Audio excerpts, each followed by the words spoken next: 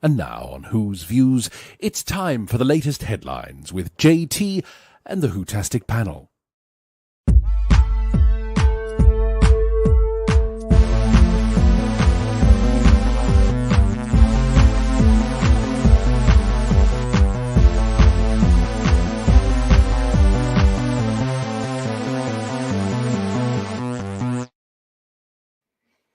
Hello, everybody. Yes, it's headlines from Who's Views. Nice to see you. Welcome back, boys and girls, ladies and gentlemen.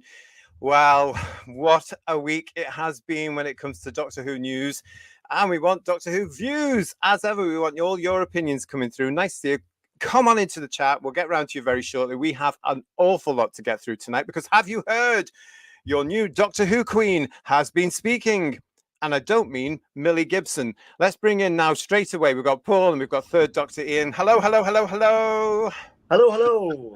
Hello.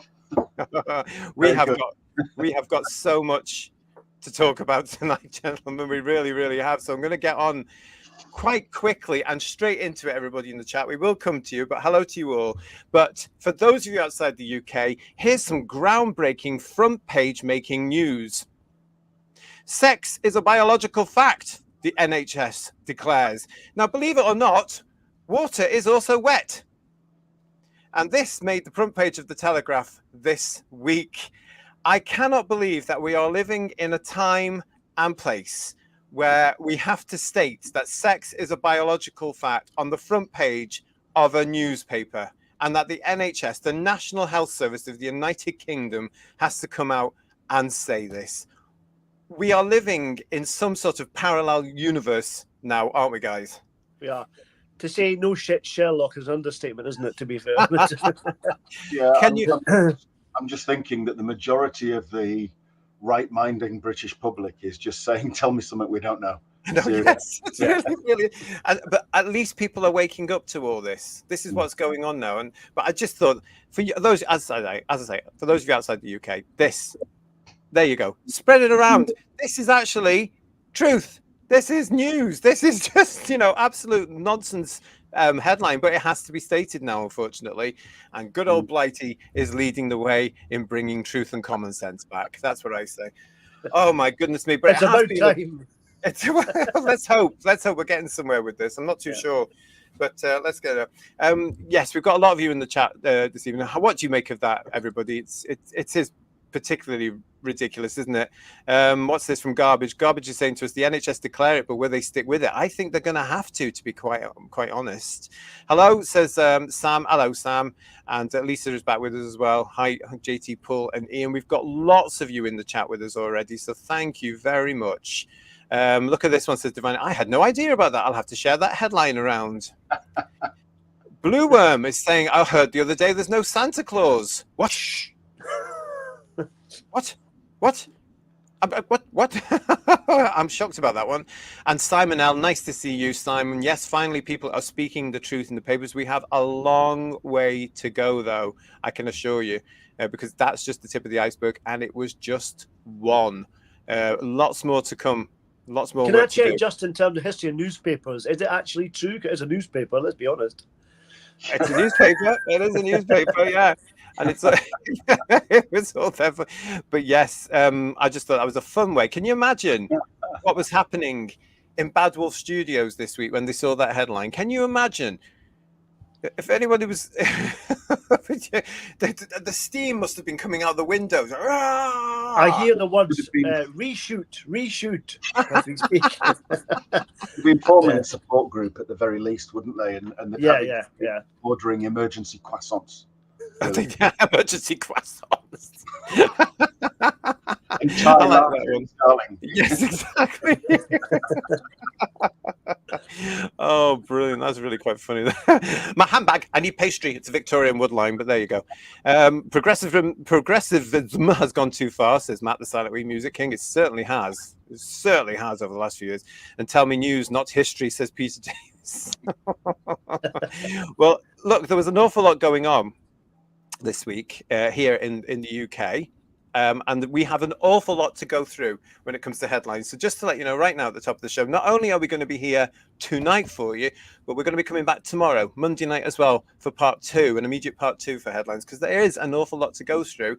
And boy, they are keeping us busy, because this week the Radio Times came out and it has 3 different covers, as we've mentioned. If you bought all of them at £4.50 each every single week, good luck to you. But you know, you might want to consider spending your money on something else. I don't know. There they are. Yeah, that's the thing. I mean, are they going to be valuable in years to come? I very much doubt it. And they don't think so. They don't wrap fish and chips in newspaper anymore, do they? Or Radio Timesies anymore. So that's not going to happen, is it? They don't, do they? But no. Which is a shame. But, yeah. Now, just to point out as well that they might have the 3 different covers, but the contents inside were all the same. And actually, it's only part 1, because it's coming back next week and the week after. And of course, we reported on it from last week as well with these little things. So they're going to be covering Doctor Who an awful lot over the next few weeks. But in that particular issue was this. That's all it was. Doctor Who episodes 1 and 2 available on BBC iPlayer from midnight on Friday. And then it goes on about this announcement of simultaneous global launch for this new series of Doctor Who had some UK fans crying foul. Why, they argued, should the US be favoured with a primetime premiere while our debut appointment with the Doctor gets scheduled for midnight? They have a point, as this is a British TV property, but those objecting do need to bear in mind a couple of things. First, there's the injection of cash from overseas partner Disney, which means the investors have likely had a say. Had a say. They seem to be ruling the roost. Had a say. Yeah. Please, that's an understatement.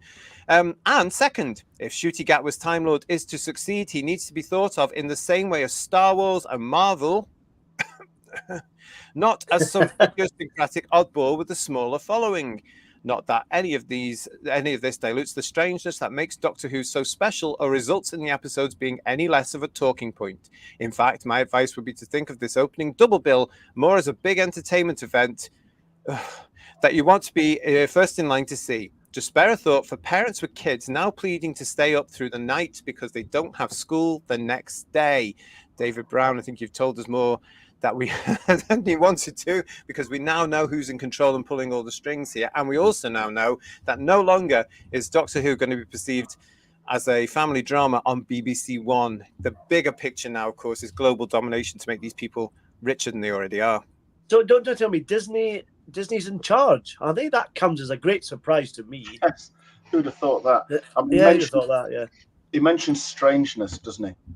And that's fine. There's always been an element of strange in Doctor Who. It's one of the things that's made it interesting. But I don't think it is strangeness. It's, as they've said, and using their words, because, you know, it's not a pleasant one, but it's not strangeness, is it? It's queerness. That's what they're injecting into Doctor Who, and they've said so. Well, we're going to be coming to that very shortly as well. Thank you all for your chats here. Gore Vidal is saying to us here, I thought the appeal of Doctor Who wasn't Marvel, DC, Star Wars, or Star. Well, in Britain it was, because it was quintessential British, wasn't it? You know, we recognise it as one of our own, and that's. It just seems that they don't care about that anymore. What have we got here? If it didn't say Doctor Who on it, it could be any show on that cover. Says Meddling Funk. Yeah. The Doctor, nice to see you. The Doctor is saying Marvel and Star Wars are dead now. Actually, a lot of you are agreeing with the Doctor, saying variants on that as well. Star Wars, says Blue Worm, has crash landed and Star Trek is wrecked, but no IP has fallen so far into the gutter as Doctor Who. Ooh. I like that though. And does RTD, says Jabe, stand for Radio Times Dictatorship? It stands for many things, doesn't it? Oh, well, it does indeed, yeah. Yeah. What's interesting with the article is what gets me is the fact that I think they're starting to believe their own publicity. They're hyping this up so much, it's so good. And well, we'll have to see on that score, won't we? So. Well, actually, that wasn't the only little thing that was in Radio Times, because this was there as well. From Tom Loxley and Shem Law, who are the joint editors of Radio Times. I don't think I've ever known the Radio Times to have joint editors, but this says, but there is more to the new series than a considerably larger wardrobe bill, because in the previous part of this, they've been talking about Ncuti's constantly changing and annoying outfits. The adventures are bigger and bolder. The ambition seems to have grown to match the budgets that come from the BBC joining forces with Disney. And at the heart of the series is a winning relationship between Gatwa's Doctor and his companion Ruby Sunday, Millie Gibson. To mark this new start for the latest Doctor, we sent lifelong fan and Radio 3 arts presenter Matthew Sweet to test their chemistry. You can read his interview with the new Doctor and his latest fellow travel on page 14. So while I'm having my cup of coffee, dear Who viewers, I dutifully did that. Don't worry, I put the magazine back on the shelf. And it wasn't anything groundbreaking at all. It really, really wasn't. There wasn't any probing questions. There wasn't anything that we hadn't heard already or had been leaked before. So it's not worth even looking at it or reading through it in my eyes. But if you're interested and you can want to buy a magazine for £4.50, the Radio Times is there for you. But that was just the start, wasn't it, guys? That was the start of the week. It's a shame, though, that if Matthew Sweet's not allowed to get good information from him, he does the great interviews with cast members on the Blu-ray box set. He's interviewed Tom and all the doctors and the companions, and he's a really good interviewer. It's a shame. I bet it's all being vetted before he starts, that he can't ask any difficult questions. Well, exactly. Yeah. I like Matthew Sweet very much. Yeah. He's very engaging. He has a very gentle approach. And some of his questions can be quite probing, but at no time do you feel like he's being intrusive or anything like that. But I think if he gave Gibson or Gatwa a probing question, to be quite honest, they would probably have a nosebleed thinking of the answer. So it's probably just as well that he didn't. Well, I told you, Russell's out of shot with a taser, ready to go. We said that before. Well, God knows where the taser's attached to on Ncuti, though. Jesus. Who knows? Who knows? Yeah. So, well, it has. I mean, it's been going all over the show. I mean, they have ramped up now to an extent. What gets me about this is we're going to show you an awful lot of what's been coming through over the last few days here in the UK, right? And still, I don't hear anybody in the great British public talking about this at all. So you've got the 3 Doctor Who themed covers there. You've got that little article. Yes, it's going to be in the next edition. Yes, all the other TV listings magazines, which are all available, they're going to be featuring it as well. And I looked at those to see how are they featuring it. Teeny weeny, more or less the same script at the back, the Doctor's back or something like that at the back page next week. So I'm sure he'll be on the front cover, or they'll be on the front cover. But it comes to something when you're desperate enough to do this. Now, yes, this was just last night, absolutely, everybody. And for those of you, again, that haven't seen this or are out of the UK, this is the long-running television show on BBC One called Match of the Day, which focuses, and has always focused, on the football games of the day on the Saturday, and it's reported the match, it's shown the matches, the big matches, it's talked about the players, it's talked about whatever's going on in football. I've never really watched it, but it's been a staple of BBC One Saturday nights for years. It has, I'm going to say this now, it has come under scrutiny over recent years because of its alleged presenting team, and it's all alleged, everything's alleged here, and it has come under scrutiny, and there have been issues, but it's still there. Still with them all. When I do see it, though, it comes across as quite arrogant and quite like the presenters that were on the Top Gear thing. It's quite, exactly, look at us, the boys, the boy. Oh, please. So it's quite a surprise for Doctor Who fans to find Ncuti Gatwa in character as the Doctor turning up on Match of the Day last night. Did either of you see this? I did see this, and it really made me laugh because, as you said, it seemed really desperate to do this.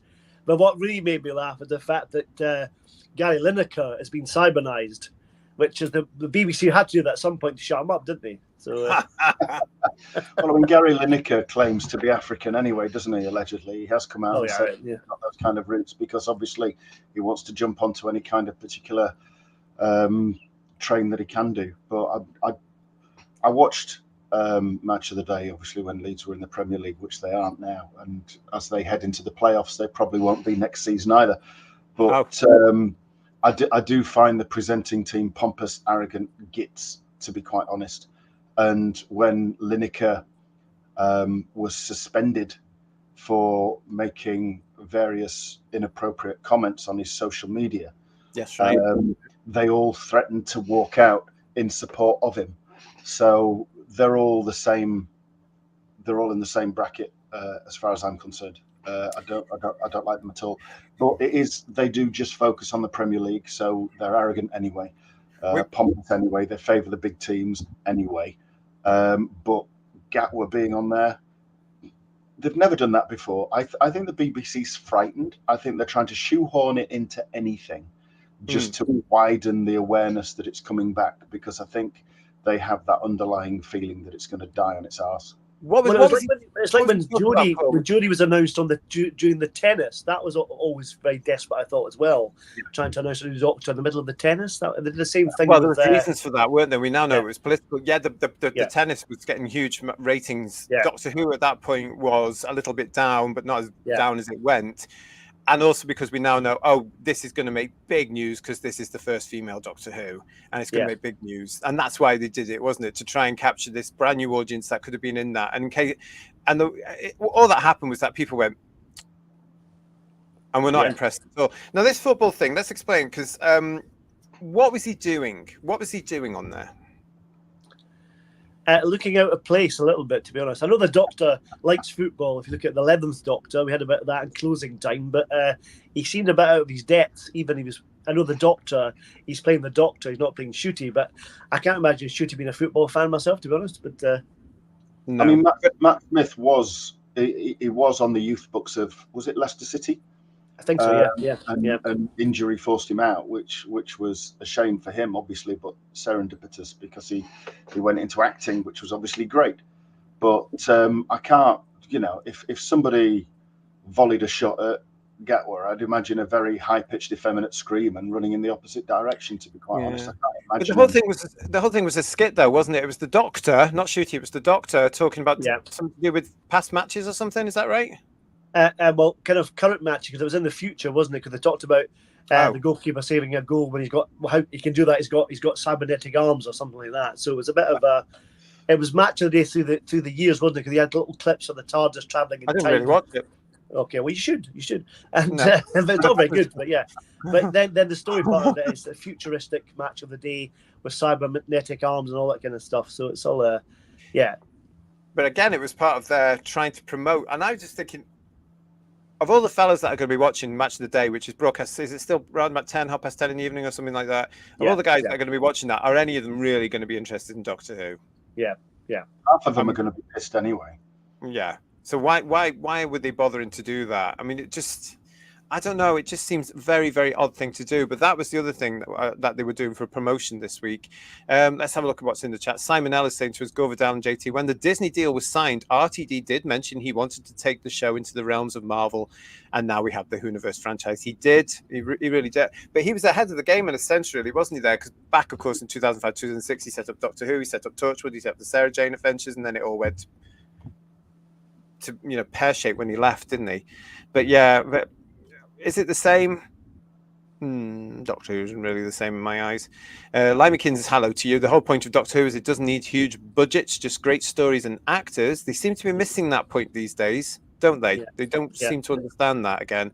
And Mark Milford is back with us, whose views never fails to brighten our day with their wit and wisdom. JT, Ian and Paul lift our spirits as they chase those DEI blues away. He's very good. Thank you very much, Mark. Thank you. Yeah. Yes, it's nice to do that. Thank you very much. Divining Dragon is saying to us, guys, the public chatter that indicates the popularity of a property is missing. We only hear the PR outlets, no public interest. Yes, go on, Paul. I would love to see, you see on the news when they do like Vox Pop polls with the public.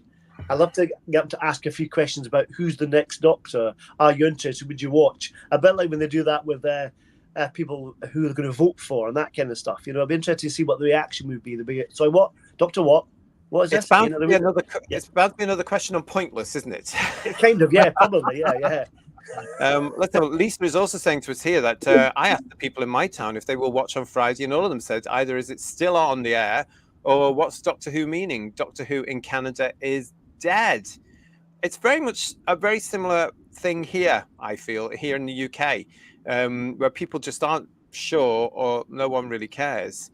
And here's Stuart Kerrigan is saying to us, the Venn diagram between football fans and Doctor Who fans is massive. Yes. And what's this? Neville is saying to us, Gatwa on Match of the Day is bizarre. I just didn't understand that sort of thing. And neither does Simon. What does Doctor Who got to do with football? It's just weird.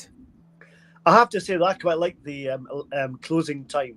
Again, another Gareth Roberts episode when the Doctor did play football. That was quite fun. And I'm not a fan of football myself.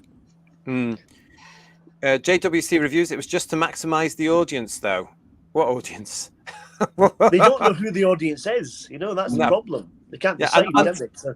And certainly the audience of Match of the Day is not going to be the audience for Doctor Who, because those fellas are going to see through any sort of politics. You know what I'm talking about, because we're coming to it very shortly as well.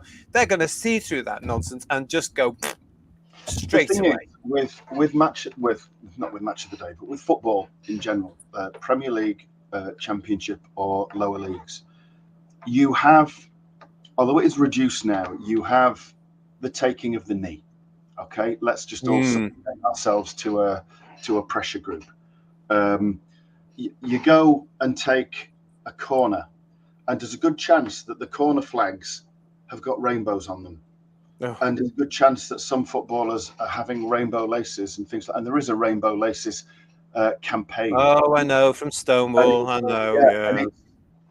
It is not popular. No, it's not popular with the gay people either. We don't need that token virtue signaling nonsense. Thank you very much. Will be universally, well, maybe not universally, but often, more often than not, the teams will be booed when they take the knee. And I agree with that. I don't think they should. And I think corner flags should be a set colour and not follow some pressure group or anything else. It's a game of football, but it's anything to pass the message. And I think football fans are sick to death of that. And if you've got somebody who is coming in as a doctor on a programme that has emphasised how it's going to be based on gayness and queerness, to use that phrase, I apologise, but it's what they use, and twerking or wanting to twerk to defeat monsters and everything else, and making it gayer and than ever, you are preaching to the wrong crowd there, because they're pissed off with your pressure group already. You know, you're really speaking to the wrong people. So it could be quite funny. I wondered though, guys, after what he said in the article we read from the interview last week from him from Variety, if he lowered his voice when he was sitting in the Match of the Day studio on that green screen. Oh, all right, well, yeah, I'm here. Do you know what I mean? Because he was saying that he's not comfortable as a black queer person going to get his hair cut, and that lots of him and his friends have to lower the voice. Why? I think they're living up to their own stereotypical viewpoint of what a man is there, aren't they? A bit weird. Yeah. And Stuart Kerrigan is saying, to be fair, they always link Doctor Who to other BBC paraphernalia, like EastEnders in that amazing crossover. I'll have nothing said against Dimensions in Time. Okay, that's awesome. You can say what you like about it. It was rubbish. So what we got? Yeah, so that was the Match of the Day one. Totally out of the blue, not expected at all. Very bizarre. You can have a look at that. They also have released late last night or this morning some photographs from the up and coming first two episodes. Let's have a look at these. They're more of what you would expect really from this sort of stuff. These are obviously from Space Babies. There we go. Can I ask you, could you put that first photograph back on again, GT? I just noticed something. What is that picture behind Millie? Just the kind of, I don't want to say what it is, because I think it looks like something it shouldn't be there in the first place. But never mind. And is that two pink dildos on the floor behind me? That has been noted on social media. it was the Robinson's Jam logo I was more concerned about myself, but that's everything. Yes, yeah. But, obviously, but here we go. Here's these. If you haven't seen these are the ones that have been released last night or very early this morning. All variations on the theme. This looks to me like he's repeating what Russell T Davies introduced back with Rose, with the blooming mobile phone, so you can phone your family when you're far in the future, far in the past. How ridiculous is that? Guest artist. A nice little hugging scene here. Now, this is obviously from the end of the episode. There we go. And and then this is from The Devil's Cord. And the obligatory one of their favourite person at the moment as well, which is Jarek. What is he wearing? What is he wearing? What is that? It's supposed to be some version of a core. I think the Sgt. Pepper stuff. Right. Well, if it is, it's before Sgt. Pepper is recorded. But yeah, I mean, anyway. So those are the latest pictures from BBC Studios. You'll be seeing them in our shows again, I am sure. Oh my goodness, it's all kicking off, because from that Did you see that your new queen of Doctor Who, Ncuti Gatwa, actually addressed his loyal subjects over the last couple of days? Have you seen this? This is something you can find on the official BBC Tube of Who channel. And in this, oh my goodness, we're going to have to talk about this, aren't we? In this, and I'm going to read this to you. This was Gatwa's message. Stand by your beds for this one, and let's have a good old chat about this. So this is him. It feels very cool to be part of the Whoniverse. It's a beautiful collection of people, and the Whovians are very, very much in my heart. I love meeting Whovians. I see how protective you lot are on social media. I see it. Me and Millie, grammar's terrible. Me and Millie had this conversation in the cast tent the other day about how protective you are, and it's really not unnoticed. It's very noticed, and we love you for it. The fact that you're a fan of this show makes me think you're a good person. It's a really, really warm family to be part of. That's what he was saying there. So what this smacks of is if you are part of their approved fandom, you're very welcome. But he wouldn't want to meet any of us, and he wouldn't love any of us because we'd criticize it, wouldn't we? So it does seem to be very sort of... I get the feeling they're trying to brainwash people there as well.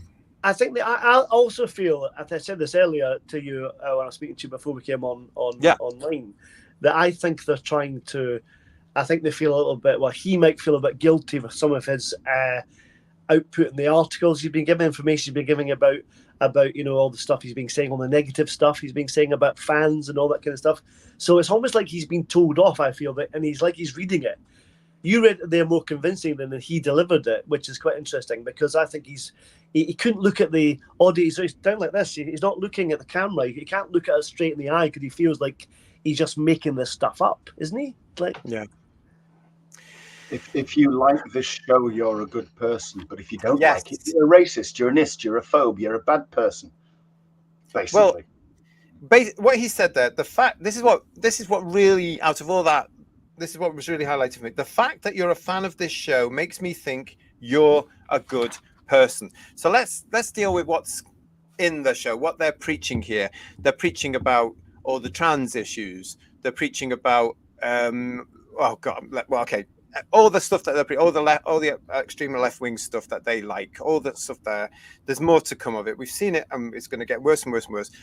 So that has had an effect. I don't know if you've seen the effect of this on some of the kids on the social media. They are so desperate to be liked and to be approved of, and these people watching it are so desperate to be part of this whole thing where it's a big tick next to you, and you can feel, it's as though they're being validated in some point by these people. Yeah. And it's concerning, because it's saying you're watching this, you're a good person because you're agreeing with what we're telling you, and you're coming on board with everything that we're going to preach to you and what we think. This is very concerning for me. So I, of course, being me, went onto the the channel and complained. Well, not complained. I said something along the, what a hypocrite. We heard what you were saying about us. According to you, we're all phobes in this. I went on to all this sort of stuff. You've shown your true colours, and how anybody can listen to you is a nightmare. And then, of course, you get all the attacks coming back, don't you? With people saying, And one guy proved my point, because he came back saying to me, bro, I'm British, for crying out loud. Don't be that familiar with me. Thank you very much. You are not my brother. But really, bro, the guy's just said you're a really nice guy for watching the show, and then you go and call him out like this. What's your issue? And that's what I mean, because they've got them now, haven't they? By telling them they're nice and they're lovely and they agree with everything they're saying, I do feel it's some sort of massive, big cult type. Follow us and you will be in the right gang. Do you know what I'm saying, guys? It's very, very... I agree with you to a certain extent, but that's why I put in my line there, honey, I've scored an own goal, because I think they have done that, and I thought the football terminology with the match of the day was quite a nice connection there. But the thing about it is, he's already said all this stuff already, and I think they're backtracking a lot, because there's other stuff with Russell and stuff with Julia Gardner. They're saying everyone must watch this. It's for you. It's for everyone. After him saying it's just for for the cult. You know what I mean? So I think they're backtracking a little bit on this because I think they've realised they've put their foot in it massively. I think. Not the right way to do it, though. Really, I mean, No, the fact it's not. is No. they've recorded all these things way before the time. As we've alluded to before, now they are out of their depth now because everything was recorded with their thinking everything's going to go the way we want to, and it hasn't. So this is him from what he was saying here. This is what I'm calling the Queen's Speak, the Queen's Speech, the Queen Speaks. So this is from that particular bit. I think it is very concerning what was going on there. I'm very, very, very concerned, guys, about what this is doing to the. It's as though they're saying to us, you can't think differently to us because you're not going to be a nice person if you do. And these people are falling for it. These young ones, especially, are falling for this. So they're actually contributing to eradicating democracy. It's like they're saying when they're already saying about the fact if we don't watch and we don't like it, we are phobes, racists, etc. And they're trying to cover themselves for the disappointment they're going to have. But that's a tactic of the far left and has been for decades. You know, you go back to Blair when he came in, it was throw open the borders, and if you don't like vast numbers of migrants, legal or otherwise, you are an Islamophobe. You are racist. You can't have the debate. We're not going to have a debate. If you want to talk about it, you're a racist. And it was used to shut people down. And the tactics haven't changed. They're the same far left. They've got more radical. They've got more little pressure groups that attack to them like bloody limpets on a turd. And they're just doing the same old thing over and over and over. If you don't like it, then you're a bad person. You know, I'm surprised they don't say if you don't watch this, 15 kittens are going to die. You know, it's the only tactic they haven't tried, really, isn't it? Well, I'm sure it's on the way. That'll come by the last episode, probably. I'm sure something like that will, because that's basically what they're doing, aren't they? If you don't watch it, then you're a bad person and the world's going to be awful. But it is like a brainwashing to suggest. And this is the second time. I mean, he said so much nonsense in the space of a week in the various articles and interviews he's held and have now been published. But this is the second time that he said something where I've gone, hello, do you know what you're talking about here? And remember, he did take part in that awful video where they would say, we will basically make people think the way we did. Remember, we talked about that. I've got the slide from this somewhere. Blue Worm is saying to us here, I'm sure Gatwa is talking in his sleep about the problem of white straight fans. A lot of you are also commenting on the fact that the pictures there that the BBC studios released are not inspiring you at all.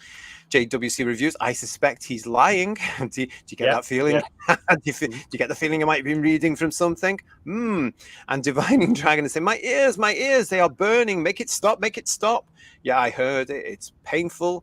Mark is saying to us, Bad Wolf faces two challenges, producing as much DEI programming as possible and finding an audience that want to watch it. Somehow, Mark, I don't think, after all these years, the two go together. Exactly. Really don't. They just don't go together. I went to see something the other night. What did I go to see the other night? I went to see The Fall Guy, the movie of the remake with Ryan Reynolds in it. Is it Ryan Reynolds? Somebody correct me.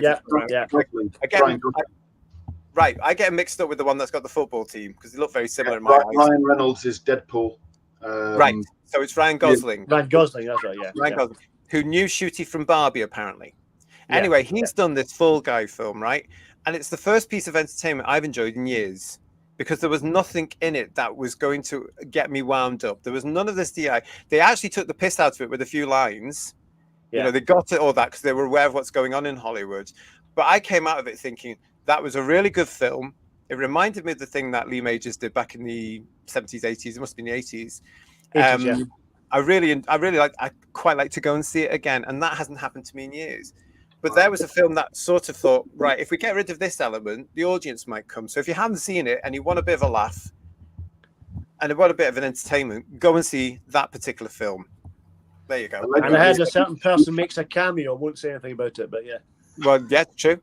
Yeah. Neville is saying to us here, I think that's all code, what Ncuti was saying. Yeah. And Atom is with us. Hope is all as well with you, mate. Hail to you all this fabulously beautiful Sunday. Long live the fighters.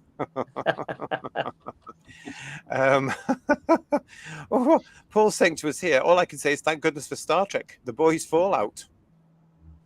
Okay. I love The Jacob? Boys. The Boys is very good. I would recommend The Boys to anybody. I've just seen the trailer for series 4. Looks phenomenal. Love it. What is it?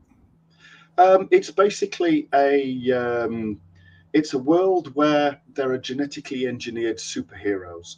So you have one called Homelander, who's the main one, and he's like a very stars and stripesy version of Superman. He can fly, lasers from the eyes, but he's completely without morals or scruples. None of them really do. And there's a group that are working to basically bring down the superheroes, and it pulls no punches. Sometimes it's very graphic and extreme, and the main protagonist is I don't want to say the one that's married to the actress. His surname's Urban. Is it Mark Urban, who was in Star Trek and Judge Dredd, or is that Keith Urban, who's married to the actress? Whichever. Really, really good. Plays a character called Butcher, and it's all from a comic book series, which I think may have been Mark Miller, but I stand to be corrected on that one. Okay. Right. Is it a bit like The Watchmen, kind of in that kind of tone? Yeah. That sort of, yeah. Sort of. Yeah. Okay. But it's really, really good. So the Boys, recommended. Thanks, Ian. Thanks, Paul, for that. We've got this from Limekin. Smacks of backtracking as he has insulted the fan base. The problem is, though, I think this would have been done at the time he was doing. I think this one might have been from ages ago, or a couple of weeks back or something. So I don't know. Is he aware of it? And Stuart is saying to us, "I'm sure you'd be nice to Ncuti if he dialed in to say hi." Listen, I would be very nice. I'd be very polite and upfront with any of them, but I would challenge them, and I would challenge their politics until I was sick. Because even though he's allegedly a same-sex attracted man, and I'm a same-sex attracted man, why is he calling himself queer? That's not what we fought for in LGB. We didn't fight for these privileged, spoilt brats to call themselves that term, which is a homophobic slur. I'd want to know why he's not proud enough to call himself a same-sex attracted man or a homosexual man. I want to know about these sort of things, and I would challenge them, but I would be polite and challenge them. But by God, I would challenge them. Absolutely, Stuart. And he's very welcome to dial in any time onto this show, and I've got things to say to him. On the subject of challenging, I was having a flick through YouTube, and I was checking in a few of the YouTubers who are into the era particularly, and someone mentioned that there was a screening in Cardiff for episodes 1 and 2, like a preview for some of the fans, and there was a Q&A after it, and one fan stood up and questioned them about messaging and stuff like that, and apparently he was immediately shut down and convinced that there was no messaging at all, blah blah blah, and he sat down and was quiet. But apparently someone challenged them at the event and he was shut down, so that's interesting. Oh really? What is also interesting as well, Who viewers, is that I have noticed, because mine has been affected, that the official BBC social media seems to be deleting comments, and this has been going on since yesterday, because I've had to post mine 3 times now. And every time I go looking for it, which can take ages, it's not there. And then others have come out to say, oh, my post is this bit, but it appears allegedly that the BBC social media on both the Tube of Who and obviously the X page and the Facebook pages are now being doctored, and they are deleting pages which do not agree or follow the message. Isn't that just bloody typical? What do you think they are? The Scottish government, allegedly. I don't know. Yeah, I hate to think about it. We've got Paul saying, so if we're critical of his performance, it's all racist and homophobic, but it can't be he's not strong enough in the role or the writing is bad. We've had this, though, since his immediate predecessor, though, haven't we? We weren't allowed to say anything bad about her because we were going to be Isophobic. It's just a continuation. Nothing has changed. It's just the players have changed. It's as simple as that. Stuart is coming back to us saying, I can't wait until we find out some tin pot dictator somewhere in the world is a massive Doctor Who fan. Well, RTD, allegedly. Yeah. Bobby is saying to us here, touch grass and the damage control video with We Love You. It's all in the wash. The ratings will be interesting. We can't allow that whole touch grass thing to go away either, actually, because that's a massive insult, isn't it? Before I forget, let's just say hello to Kirsty and Garbage, who are in the chat, making sure everybody's fine in the chat. You're doing a great job there. Thank you very much. You've got a lot of people in there with you as well, so keep it coming, you two. Well done. Yes, so that was the Queen's speech, basically. That's what he said. And I was totally underwhelmed. I can't see Russell T Davies chastising him, taking him into his room, closing the blinds, locking the door. I can't see him having a word with him and telling him off, because he's been spouting the same kind of bollocks, hasn't he? He's been straight online with the same kind of rhetoric. So they're both definitely on the same page. Totally. I just think they're trying damage limitation, and it's embarrassing for them. Oh. I think they are. I think they're trying to grab back some of the fandom a little bit, because I think they are backtracking. Definitely, there's definitely elements of that, because Russell has been doing similar things in similar interviews, which I'm sure we'll touch on later. But I think there are elements of that coming. You know, I think they're trying to realise they've put their foot in it massively, and they're trying to backtrack a lot. I think really differently. Well, I think it's too late, personally. I agree with you completely. Yeah, it is. Yeah. Man in Dragon is saying to us, well, everything RTD and Gatwa have posted originally were their true feelings. Everything they are spinning now is designed to manipulate. There are many ways to control the public response. Yeah, it's unfortunate that they'll be talking, of course, to media types who all follow the party line as well, though, isn't it? As we've seen in some of our articles and more to come. Stephen is saying to us, if we don't watch it, we are the whatever phobes. Mm-hmm. Yeah. Just like last time, and they all go away, or if they all go away and say, oh, if you don't like it, don't watch it.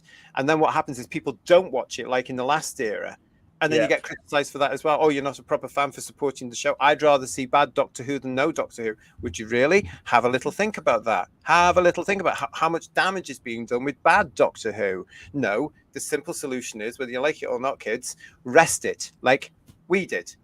We had that. We had it off the air for 15 years. Just rest it and wait for it to come back stronger and better, and with people that actually understand what it's all about.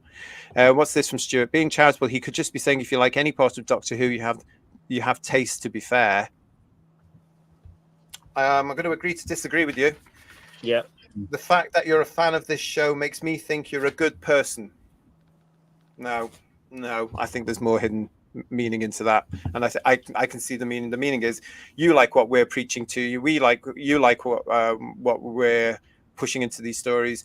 You agree with us. You're a good person. But any of us on this panel right now, and a lot of you in the chat this evening as well, we're not good people because we won't toe the line. So we're not good fans. We're not the approved fandom. We're the fandom. We still like Doctor Who, but we like classic Doctor Who, and that doesn't count, does it? That's what it is. Yeah. Well, they'll soon realise when we stop buying again. They'll learn exactly what BBC Studios was trying to avoid. And BBC Studios, what the hell did you do? What the hell did you knew, you had the figures, you knew it was a massive flop. Why didn't you have more control? Sod Disney, quite frankly. Why didn't you? You don't need them. You don't need them. You just need good people who can do it properly. And unfortunately, in my eyes right now, they're not the ones you've got in there, unfortunately. Simon is saying that I've been saying for some time now, individuality is being eroded from society. It's either my way or no way. And it all seems to be coming from blooming entertainment and certain alleged charities that believe in all this nonsense, all this ideology. Ideology is not reality. It's an ideology. It's an idea. Oh, gosh. What are they? Oh. I still think if Disney cancels and Doctor Who ends, says Defining Dragon, RTD will have Gatwa sacrifice himself heroically in a final special and hand the keys to Jason or Rose. As long as it ends, I don't really care because no one's going to watch it. What do you guys think? Well, I think that's a good point. I was thinking that because Jason/Rose is in fact Donna's daughter, and she's part Time Lord still, probably, sadly. But yeah. That's giving the credit to the story more than it deserved, to be fair. But yeah, Michael is asking me, JT, is there any woke in the Fall Guy? Not that I could see, and I can smell it a mile off these days. All I did notice was just very, very much tongue-in-cheek nods to these people that are insisting in doing it. It was incredibly refreshing. So there we go.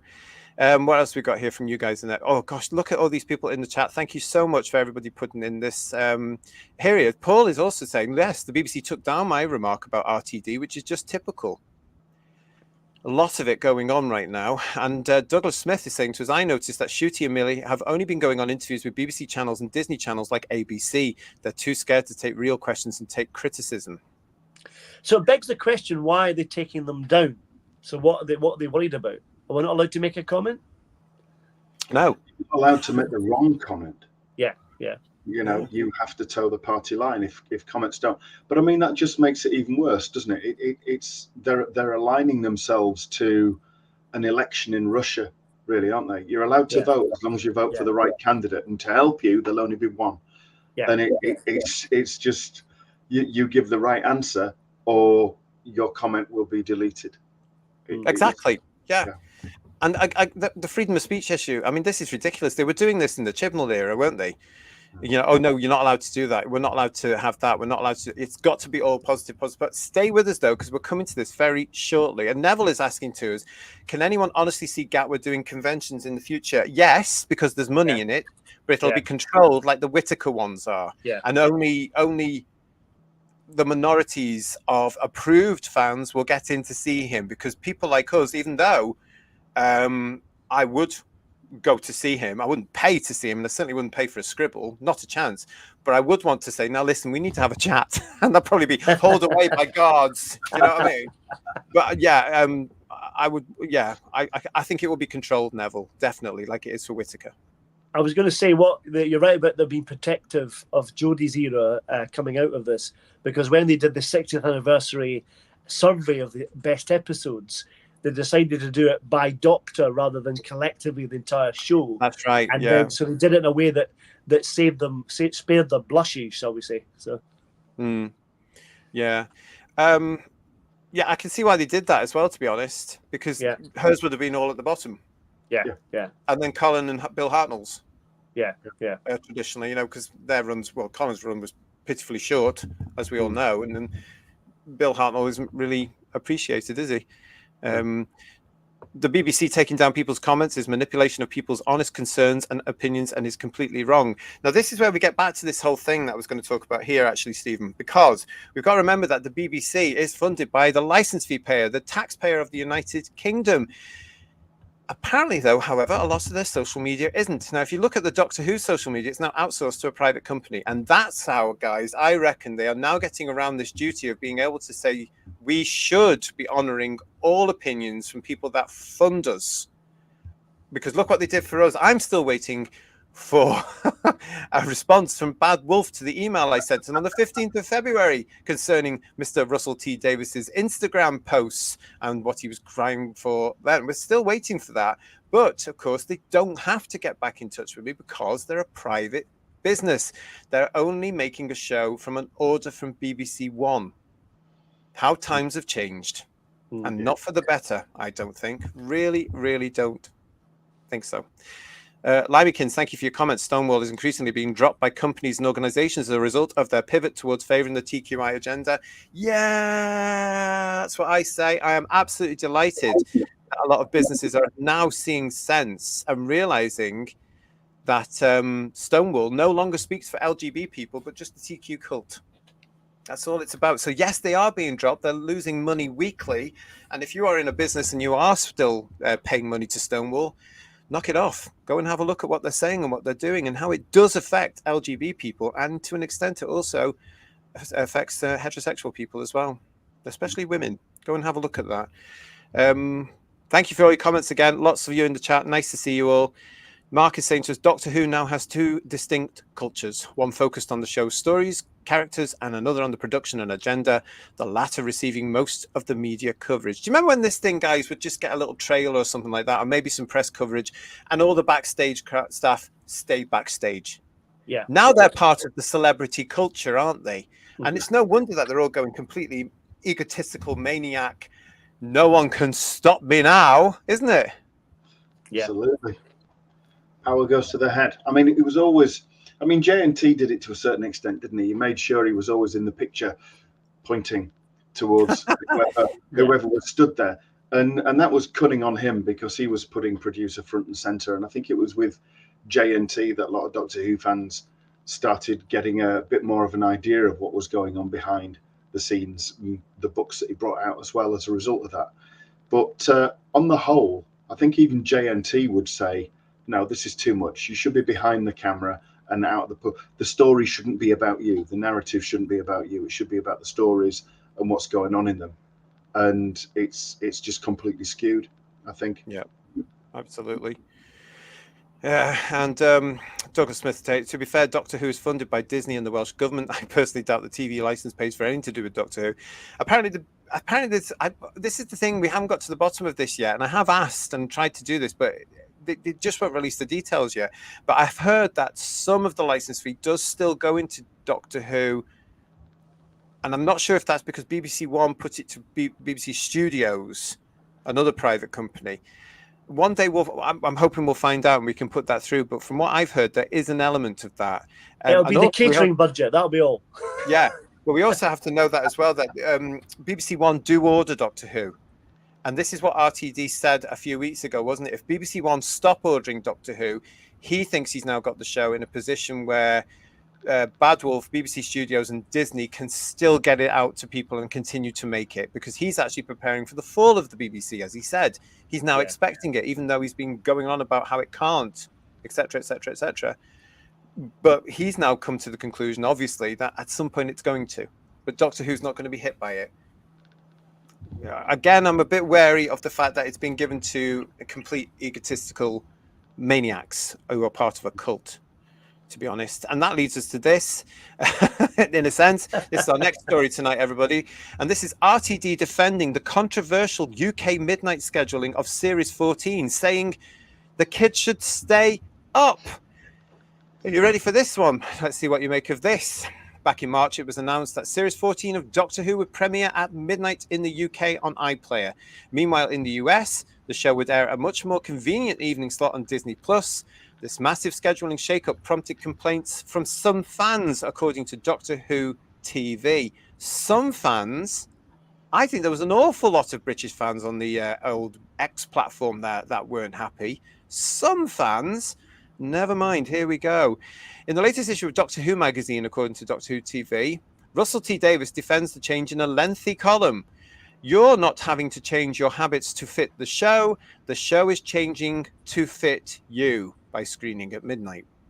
And it's adapting to the patterns of modern TV shows, which I believe will soon be the norm. This is the future, and it's already here. As for the very late release timing in the UK, which might exclude younger viewers, RTD has a simple response. Stay up. Have a party. This includes kids too. Many children attended midnight releases of the new Harry Potter books. It was part of the excitement, a story they could remember for years. Hardly the same thing, Russell. I'd especially recommend staying up for episode 7 because it's quite shocking. There might even be screaming. The showrunner then addressed fans' concerns about avoiding spoilers. If you want to stay spoiler-free before Saturday night's BBC One airing, it can be done. I managed to stay spoiler-free when the Game of Thrones aired in the UK during the early morning hours. I would watch it at 9 p.m. that night, blissfully unaware. Perhaps I'm not as active online as you, but managing your online activity for about 18 hours on a Saturday should be feasible. He concludes, and to be honest, if you're that online and cannot change, folks, you stand a high chance of getting spoiled anyway before the transmission. That's the modern world. It's beyond my control. Well, actually, it wasn't, was it, Russell? Because what you could have done is put your foot down with Disney and said, no, this is still a British show. It goes there first. But no, you didn't. You backtracked like everything else just to get your hands on the grotzits, didn't you? That's what it was all about. I'm just impressed he referenced J.K. Rowling. That was interesting. Well, yeah, it was interesting because, of course, some people got up on the back of that telling him he was everything and screaming and calling him all sorts of things under the sun on X. Because they don't like the word J.K. Rowling, do they? Yeah, what a surprise. Yeah. How predictable. Yeah. But how is he there defending the midnight showing when just a few weeks ago he was liking posts that were criticising it? Well, he was, wasn't he? And he was saying at the same time as well, I understand what you're saying. And one article that we read out even seemed to say, well, hang on a sec. He's a little bit sort of not on board with this himself. Remember? Yeah.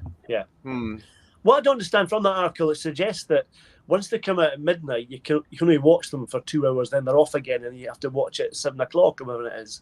But it's not. When it's launched on the iPlayer, it'll be there forever, won't it? Until whatever something happens, So it'll be there all day. So if you get up at 9 o'clock in the morning, you can watch it in the morning if you want to. You don't have to wait till 20 past 6 or whatever what first episode time is.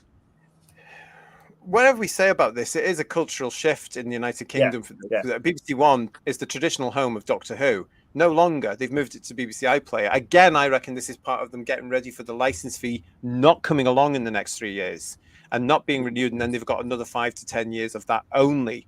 I think they're just pushing everything to the iPlayer now to get the British public ready. Not that, certainly, I'm talking about my age group upwards.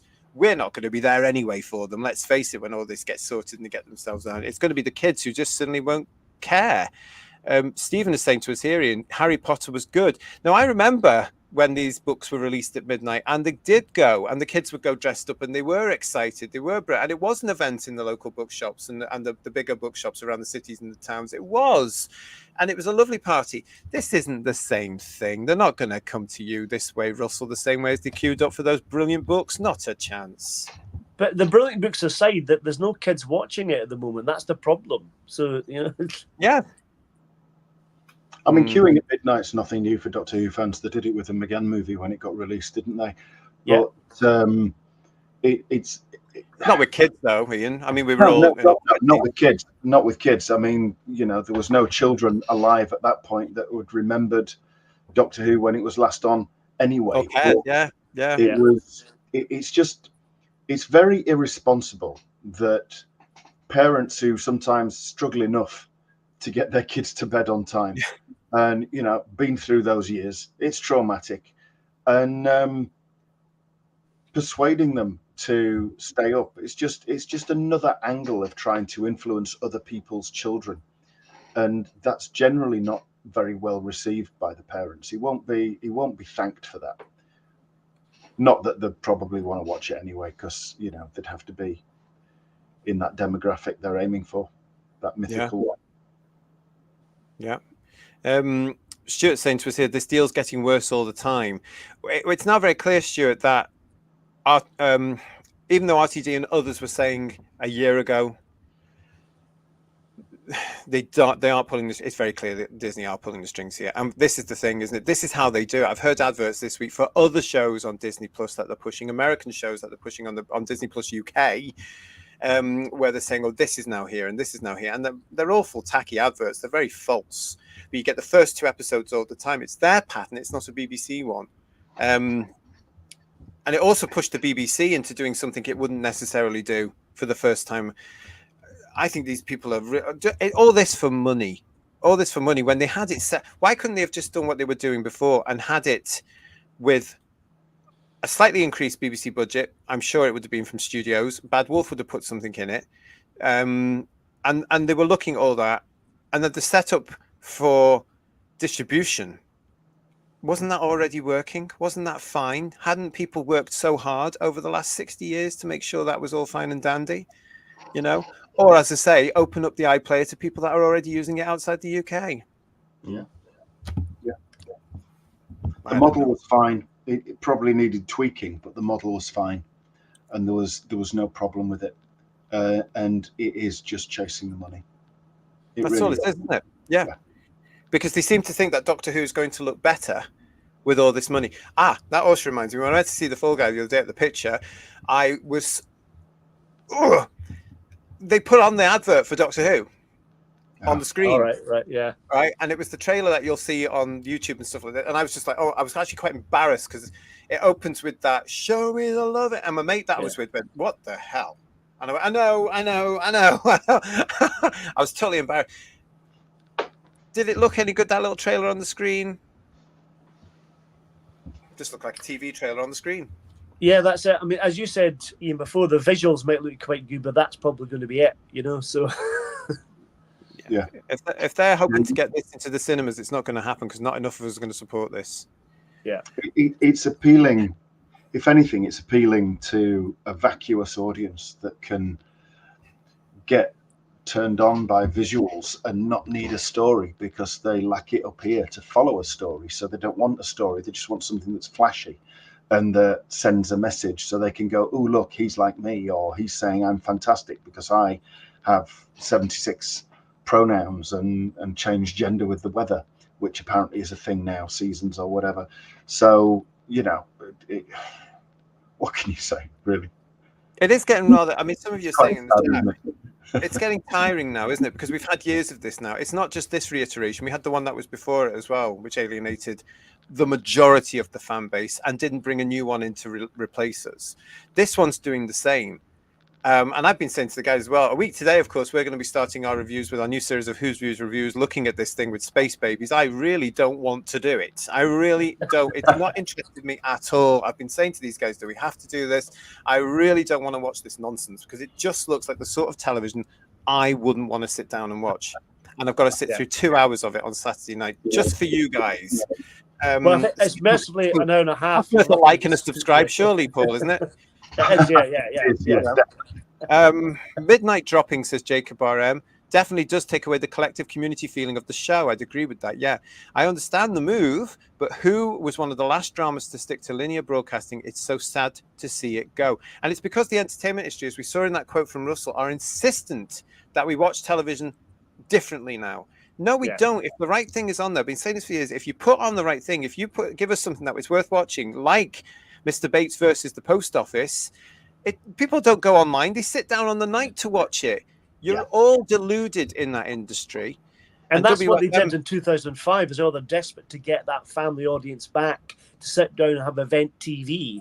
It's madness. It really is, you know. Yeah, and they've destroyed it all because they think that this mythological audience that they're there, this modern day audience, is all online.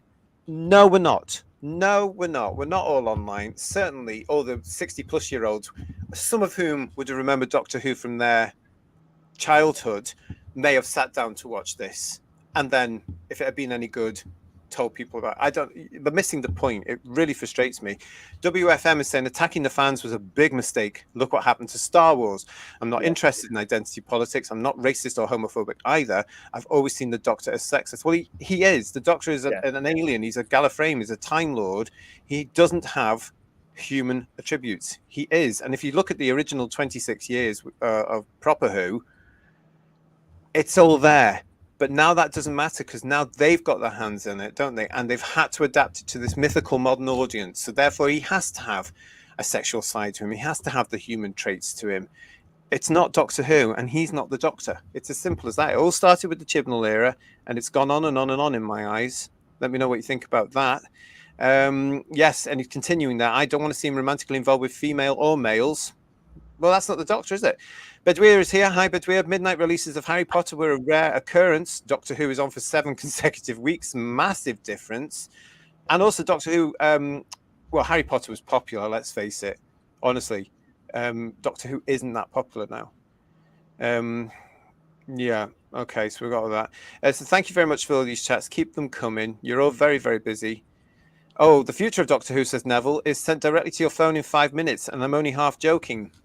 I've seen that somewhere. I've seen that where the technology is you would order it up on your handheld device, whatever they call it, and it would come directly to you in the next 20 years. It was saying these technical people, they were saying that's on the way.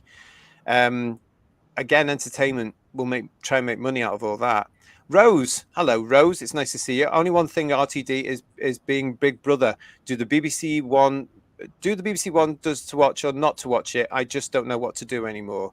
Nice to see you, Rose. I know what you're getting there. It does seem that they are being Big Brother, doesn't it? All the time and overlooking us. And he's saying things like, oh, I couldn't control this. Oh, you've got to look at your day, plan your day, manage it. Try telling a 7-year-old to plan the day. Yeah. You know, or even now, your 16-year-olds plan your day. They don't plan the day. They're on that blooming thing all day, aren't they? You know, they can't plan their way out of a paper box. They need somebody to hold their hand all the time. But Rose, it's nice to see you. Thank you for joining us. Haven't seen you on the show before, so if you haven't subscribed already, please subscribe to the show. And I tell you one thing that you can do is you can stick with us, and we will get through it together. And on that note, before we move on, I just want to say a personal thank you to everybody that has subscribed, because last week I was crying about the fact I want as many people as possible to get me through the next couple of months, and you've done that. So thank you. And keep coming, keep subscribing, and come and join us with your views when we start the reviews of this thing coming up next week. God. I'm really not looking forward to it. Sorry? It'll be fine. We'll have a laugh. Yeah. It'll be fine. Oh. Meddling Funk is You saying might be Disney- surprised, you know. Well, that's the point. And if I am surprised, how lovely is that going to be? If I come onto these shows from next week on and say, I love this and I take back everything and it was brilliant, how lovely is that going to be? But right now, I don't see it happening.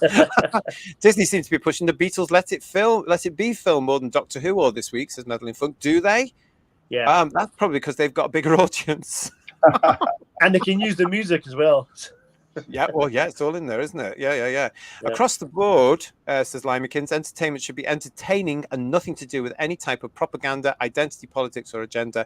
Just give us the escapism we crave. I'm going to give you a round of applause for the cat because that's absolutely true. And that's what, up until around about 4 or 5 years, entertainment was doing. Who was the bright spark that started to bring all this nonsense in to entertainment? If I had a TARDIS and I knew that information, guys, I'd be going back to... A modern spin on Terminator. I love it. Yeah. Well, it's Can you caused go so many pick up the problems. missing episodes at the same time when you're there? So that's like, Well, maybe. You think it's come off the back of that idiot with the whole Me Too thing? You know, that horrible man over there. I wonder if it came off the back of that, because suddenly that came along, and then suddenly all these other amendments came on top of it, didn't it? And I sometimes wonder if that's where it stems. Of course, it's all going to stem from Hollywood anyway. And then everybody else is just going to bend the knee and bow down and follow them, thinking, oh, that's the latest way we're going now. And hence entertainment must do this. And then everybody else thinks, oh, because they're doing it, I've got to do it. It's like dominoes, isn't it? Oh, there's a bandwagon. Let me jump on it.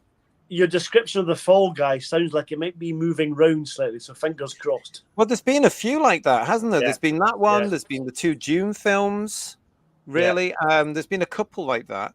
Thanks, Divine Dragon. And Rose is saying to us as well, I would love to know if these trailers make you want to watch it, or does the trailers put you off watching Doctor Who, guys? You answer that one.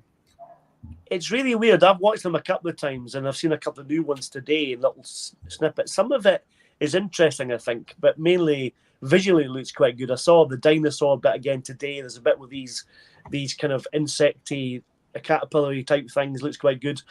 But what they keep going on about on all these interviews is that the chemistry between the two is superb. And it's like, I've not seen that yet. We'll have to see. But yeah. Wow. Okay. I'm just looking forward to, I think, seeing, you know, before Doctor Who came back and the was it the visual effects department would do TARDIS cams. And you would see the TARDIS in a variety of different locations that we've just never seen it in. I liked those. And it'll be nice to see the TARDIS in more fantastical places, but I'd be quite happy with that without any of the bloody actors in it. I'm not interested in the slightest. Seeing the TARDIS in different places would be enough, frankly. But I'm there to be pleasantly surprised, and like we've said before, if there is a good episode, we'll say so. I know we all will hold our hands up and say, you know, that was all right. I don't think it's going to happen. But if it does, we'll say it. Or if there's good bits in a story, I have no doubts we'll say it. But like I say, I don't think it's going to happen. No. We'll see. Time will tell, because the clock is ticking. It's on next week. Yeah. Oh my goodness. I'm starting to come out in a rash. Yeah. I've already said my opinion, Rose, on that particular one. I don't think the trailers sell it at all, actually. And to start with something, give me the loving. Like my mate the other day when he saw that, he went, and he was in total shock, you know, what the hell? That's not what you expect Doctor Who to say. And they don't scream Doctor Who to me. It's as though, like we were saying before, and we've said before on these shows, they haven't a clue who their audience is, but it's certainly not the traditional Doctor Who audience that just wants a monster a Doctor who's traveling fighting monsters, because you're going to get all this other stuff in. And for me, I think they've sold it wrong, and I think they've taken the wrong elements out to sell this, because I think that whole thing about the very beginning, people switch off with that give me the loving thing immediately. They go, who the hell is that? That's not a British way to act. Yeah. And that's not our Doctor. That's a Doctor for, I would imagine, a small amount of people as part of a cult in America.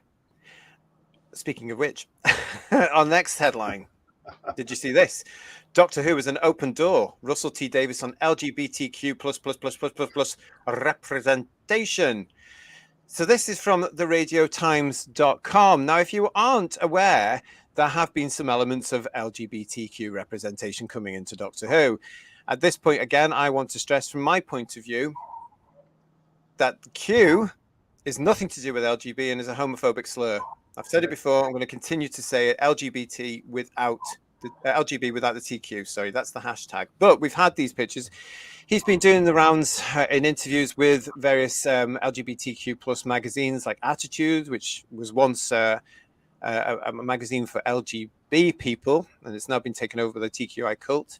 He also, as I mentioned earlier, took part in this at the beginning of the year, didn't he, for Teen Vogue, TikTok, that hate ends here.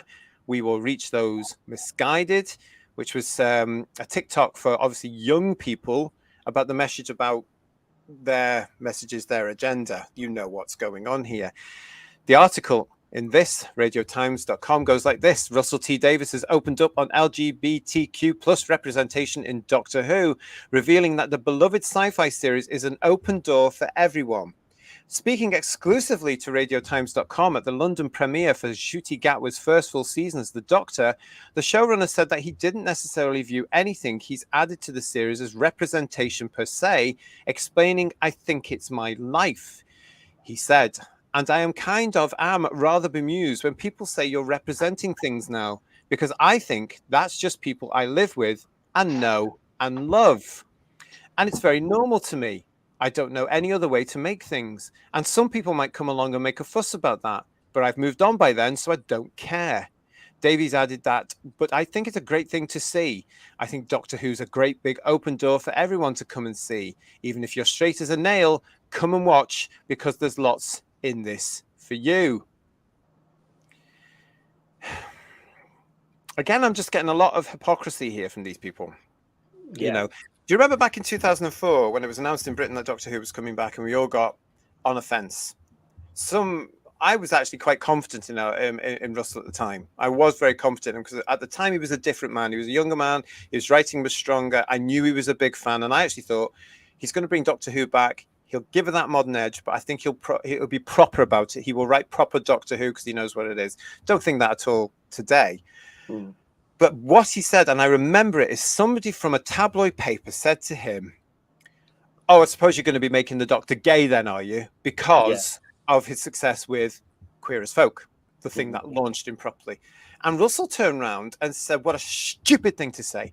Why would I make the Doctor gay? The Doctor's a Time Lord. Why would I make him gay? Answer me that," or something along those lines, to be clear. He wasn't very impressed with that. What a stupid thing to say. Roll on 2024. And what do we think he's done? And why? Because, like we said before, because he can, and no one can stop what he does. No one You can know, stop me. nothing in the world can stop me now. Again, as we said, Professor Zaroff. That's exactly what he's like now. So, And he's saying in that article. Sorry, and go on. No, I was saying there was more controls on him then. He was a BBC employee. It was a BBC program, and it was being produced by the BBC. The end. There was no Bad Wolf. There was no Disney. There was nothing. It was just the BBC producing shock horror, a program, and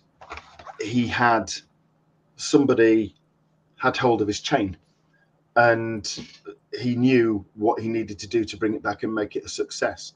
But as soon as he started to gain influence, I think he had an idea of what he could do with it. He left it, he went away, he gained more power, he started Bad Wolf.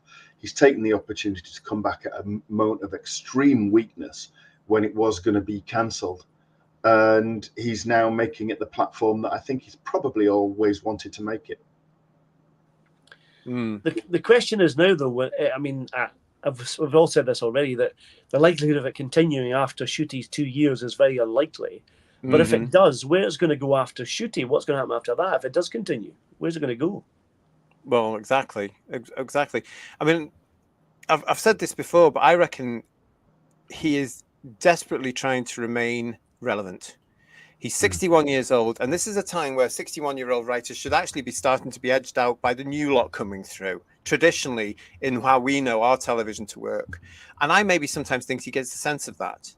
And that's something he's not prepared for, or he wants to remain relevant in this sense, and that's why he's using all these buzzwords. I mean, if we look at some of this dialogue that's going to be coming up in the new series, what? I mean, it's not very BBC correct, is it? I mean, our BBC's well buried now, isn't it? I mean, you give me the loving. Yeah. That's just the one example, isn't it? It's just ridiculous. And the doctor says honey now all the time, does he? That's Honey. interesting. Honey, yeah. And I mean, that's camp. That's not the doctor at all. That is camp language. That is you know, well, he calls himself queer, but it's a gay man's, like some of them, you know, that is very, very camp, and it doesn't suit the doctor at all. And he's putting it in. Dalek, I love you, saying to us, I'm so fed up with all the LGBTQ plus influences. Join the club, mate. It does not need to be pushed as much as it does. It doesn't need to be pushed at all. No. I've said it before, I'll say it again. Doctor Who is not a bloody soap opera, although they're turning it into a soap opera. It's supposed to be a science fiction show. And yet with Russell, we're going to get all this kitchen sink nonsense because that's all he knows how to write. He said it in that. This is how he lives, isn't it? This is the people he's around. So he's making it into blooming Coronation Street again. Well, Doctor Who is open to everybody, regardless of what you don't need to have an open door policy if that's what you're going on about, because it's always been accessible to people. You know, it's like, why you have to stress that fact that it's now an open door? It's really bizarre. I think he means it's just an open door, though, however, to an extent, to, again, like we were saying earlier, the approved. Yeah. The like-minded, you know, and we have to bear in mind that he knows that in his circles, which is the entertainment industry, and a lot of his friends will also be from the entertainment industry as well, let's not forget, they kiss his ass, they give him standing ovations when he goes on rants about people that don't agree with him, and that's part of his empowerment, isn't it, really? So that's why he's writing the way he is, and I think it's also because he's got a lot to say, because he's extremely angry because Britain isn't doing what he thinks Britain should be doing. I'm very, very surprised if we don't see all these issues coming out in these next 8 episodes. I think it's going to be packed into them, but it's also going to be great to see how Britain reacts. Never mind the rest of the world, but Britain. Will Britain watch? Quite frankly, because they seem to be trying to make it more for the American market than they are for the British market. I don't know what you guys think about that. Well, I've said this many times before. I know we have an ongoing debate about the ratings and how they're calculated, but I do think put them on iPlayer, doing a kind of world simcast type thing, whatever it's called, is a way to fudge the figures. You know what I mean? And that's why they're doing it. So, I agree. I agree with exactly what you've just said there, Paul. 100%. Thank you. Doctor Who is not supposed to be camp, says Divining Dragon. The character himself isn't supposed to be. And he's also saying it's not a soap opera, it is science fiction. It absolutely is, but I think they've forgotten that. And I do believe that science fiction is problematic in this world where Russell seems to be changing everything to make sure it doesn't influence children unless it's the things he wants to influence children. You know, we'll be talking about that through the week as we go through this, our next few shows. But it does seem to be screwdriver's a weapon, but here's 2 big pink dildos in the background. Exactly. Yeah, I mean, it's all this, isn't it? Davros, the sonic screwdriver, everything else he's taken out because I have problems with this. That's one of the things he said about. I mean, it's but that's a bizarre thing. Surely you can, you know.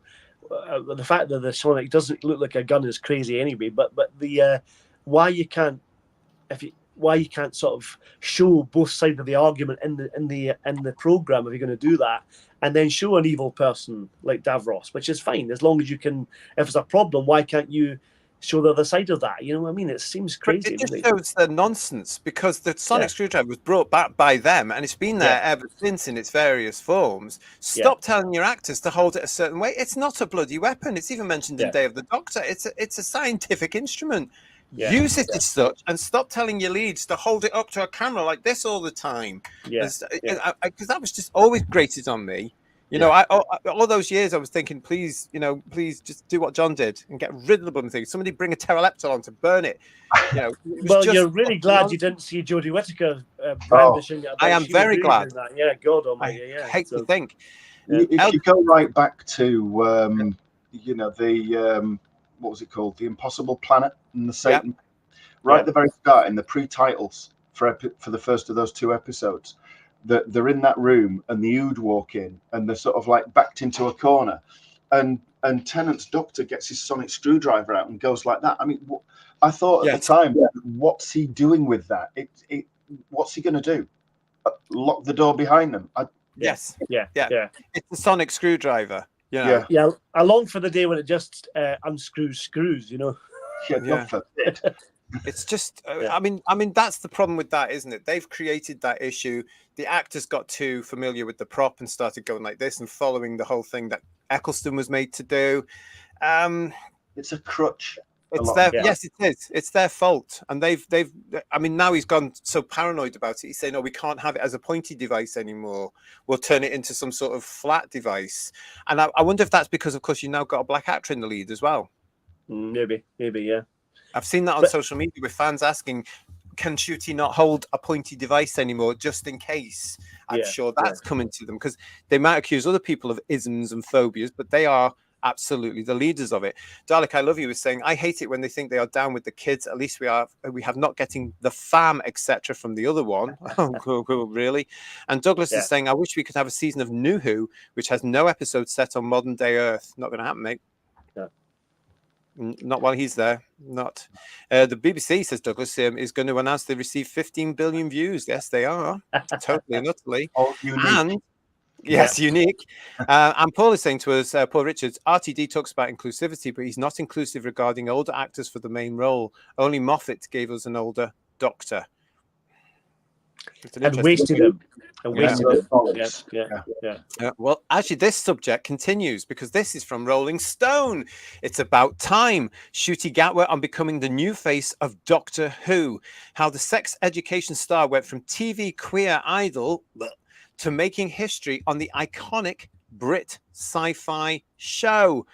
At 31, the Rwandan Scottish Gatwa isn't the youngest actor to play the role. Matt Smith was 28 when he succeeded Tennant, but his emotions may be more palpable than any of his predecessors, going all the way back to William Hartnell in 1963. The Christmas 2023 special, featuring his first full-length adventure, begins with his doctor crying in a tight close-up when his new companion, Ruby Sunday, sees him for the first time. He's exuberantly dancing in a club, wearing a tight tank top and a kilt. The delight Gatwa projects on screen is also a reflection of how it feels to take on a character who may be second only to James Bond in British pop cultural identity. I don't know whether you can quite put it into words, Gatwa says. They are a character. Now, he's talking about the Doctor here, but he's talking in plural. They are a character that we've grown up with knowing, and that most people in this country have had the show passed down to from someone. It's like your favorite, spelling correctly, piece of furniture in your house. It's something that you've always known and loved to be there, and then you're going to pass it on to somebody else. It feels really cool. Well, I can't wait until that day, unfortunately, Mr. Gatwa. Sorry about that. However, it continues with Russell coming in on the interview with Rolling Stone. Perhaps the freshest start of all is that Gatwa is the first black actor to play the Doctor, which will be a big change for legacy viewers, though not necessarily for children in the series' target demographic. If you're a 6-year-old boy sitting there in Brixton, it's like, that's the Doctor, argues Davies. They don't go through all this stuff. They don't read headlines. If they go online, they're finding the spiciest chicken wing on YouTube. They're not bothered by this. Neither are the rest of us. I hate the way that all these people always assume we are racist or phobes or is or whatever it's going to be. The article continues. Still, Davies understands the necessity of hiring an actor of color to play this iconic role. It's about time, he says. Why do I now get the feeling that this was deliberate, this casting? Sometimes big old terrestrial and streaming shows can be slow machines to catch up with the world. And I'm getting older now, so you become one of those gatekeepers of television, for want of a better word. And your job is then to hold the gate open. Come on, everyone. That's what the show does, agrees Gatwa. It evolves and it regenerates. I feel like it's about time, and I am here. For all you dammers out there, I am not going anywhere. Gatwa is also openly queer. So, suddenly, is Davies, who has spent much of his career telling LGBTQ plus stories, not really, from the original Queer as Folk to the AIDS epidemic miniseries It's a Sin. He says Doctor Who auditioned performers of every race, gender, identity, and sexual identity before Gatwa was chosen. Both are also careful to point out that the concepts like sexuality don't even apply to the Doctor, and that while he's surrounded by lots of men in the club dancing scene, there are an equal number of women. I am reluctant to apply any human label to the Doctor, says Gatwa, because they're an alien. They've been with all sorts. Way to show that you don't know the character, Ncuti. Back to the story. That is labelless and limitless. And I think it represents our ability to be limitless and our ability to be anything. This is Russell saying, I don't walk around thinking all day about being queer. And what's my queer energy today, says Davies. You're talking to people who live a queer life. This is so offensive. So this is completely normal. And where I'm slightly amazed is that anyone finds this different. Come on, straight people, come and find out. And then again, to reiterate, that's what the show does, agrees your new queen, Gatwa. It evolves and it regenerates. I feel like it's about time, and I am here. For all you dammers out there, I'm not going anywhere. I think you'll find, Ncuti, Gatwa, that that's going to be the public and the fans' opinions on that one. Because if you're not popular, you're out.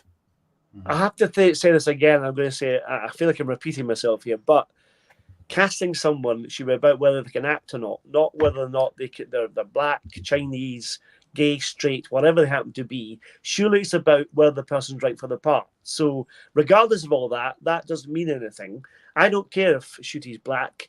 I want him to be a good doctor. If he can play the part and convince me he's the doctor, I will love every minute of it. If he can't, that's when I'll be switching off. I think it's interesting that he's there in that article and he's spouting away saying he doesn't want to attach any human labels to the doctor and then refers to them as they, which is a very human label. And it's just indicative of the direction they're taking it. But Doctor Who was always about attracting viewers.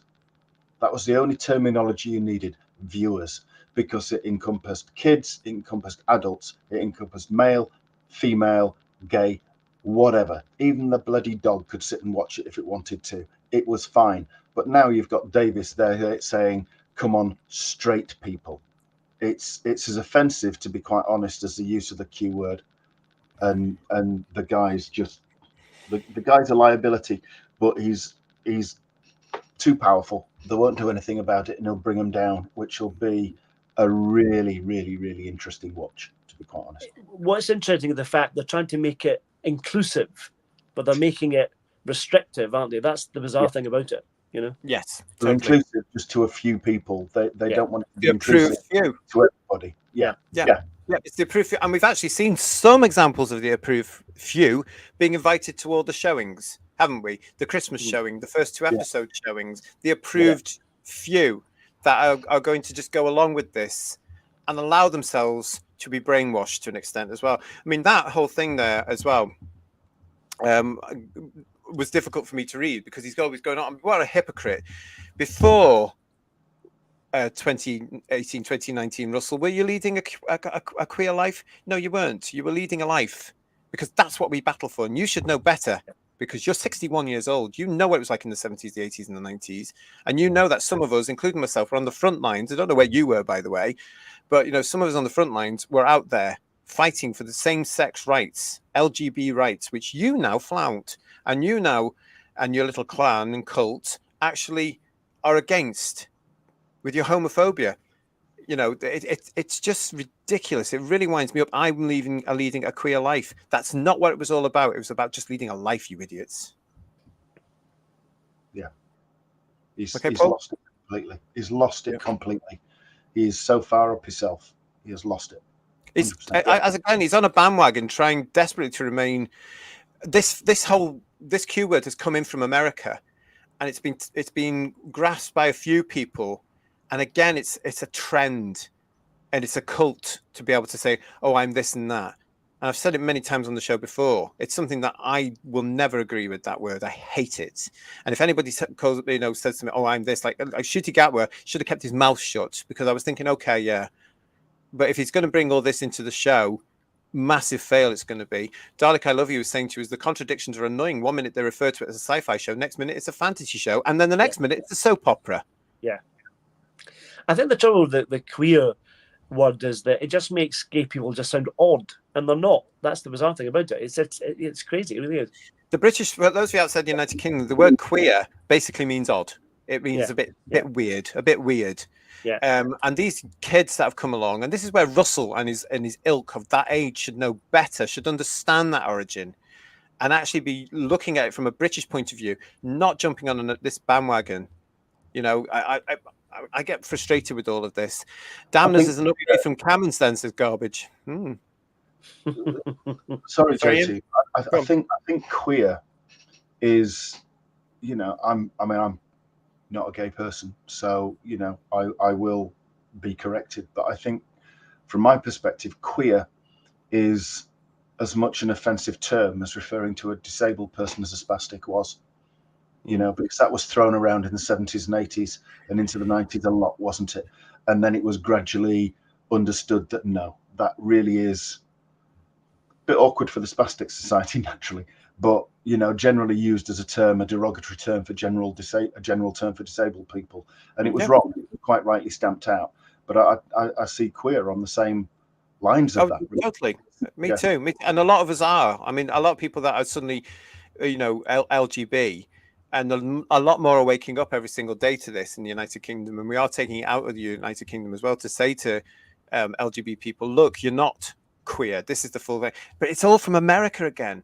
And for some reason, all this stuff that comes from America is still looked on by people in Britain, incorrectly in my eyes, as glamorous and the way to be and jumping on the, oh my God. No, we're going to be talking more about Ncuti's experience in New York tomorrow on tomorrow's show, where he must be in his extreme element there with all this nonsense going around him. He must be absolutely wetting himself over there. Limekins is saying to us here, to assume that you are a gatekeeper is a very arrogant thing to say. Stuart is saying they've been with all sorts. No, jelly babies, not all sorts. I mean, again, Stuart, that what he said there. No, the Doctor hasn't. The Doctor was always asexual, and that side was never brought up in the show. But now, in this day and age, they have to bring it up, don't they? It's just nonsense to think the Doctor has a sexual side. It really is. How many grandchildren has he got? That's the thing, you know. Well, I mean, how many of himself has he got? Or how many versions of the Doctor are out there? They haven't thought this through, have they? The closest he ever got to any kind of relationship with anybody was with an Aztec woman in Story 4, and that was a mistake over a cup of cocoa. Yeah. And it was played brilliantly. The end. Yeah. And the moral of that story is be very careful what you do with a cup of cocoa. That's really the message. It certainly is.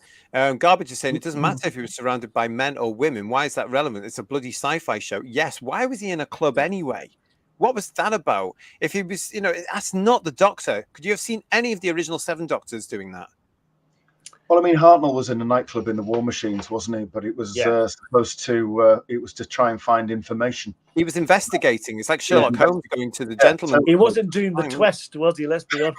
Yeah, he wasn't. His hip would have gone, wouldn't it? Really? Probably, yeah. He was generated in that story rather than 10th Planet, probably. Yeah, I don't think that's I mean, I've seen that before, and I don't think it's the same thing at all. And Matt, the Silent Wee Music King, is I'm kind of a fan of humanizing the Doctor. After all, they do have a personal life like the rest of us. No. I disagree with you completely, Matt. It's called Doctor Who. As we said before, the human element comes from the companion. That's fine. Keep the Doctor an alien. It's fine. Yeah.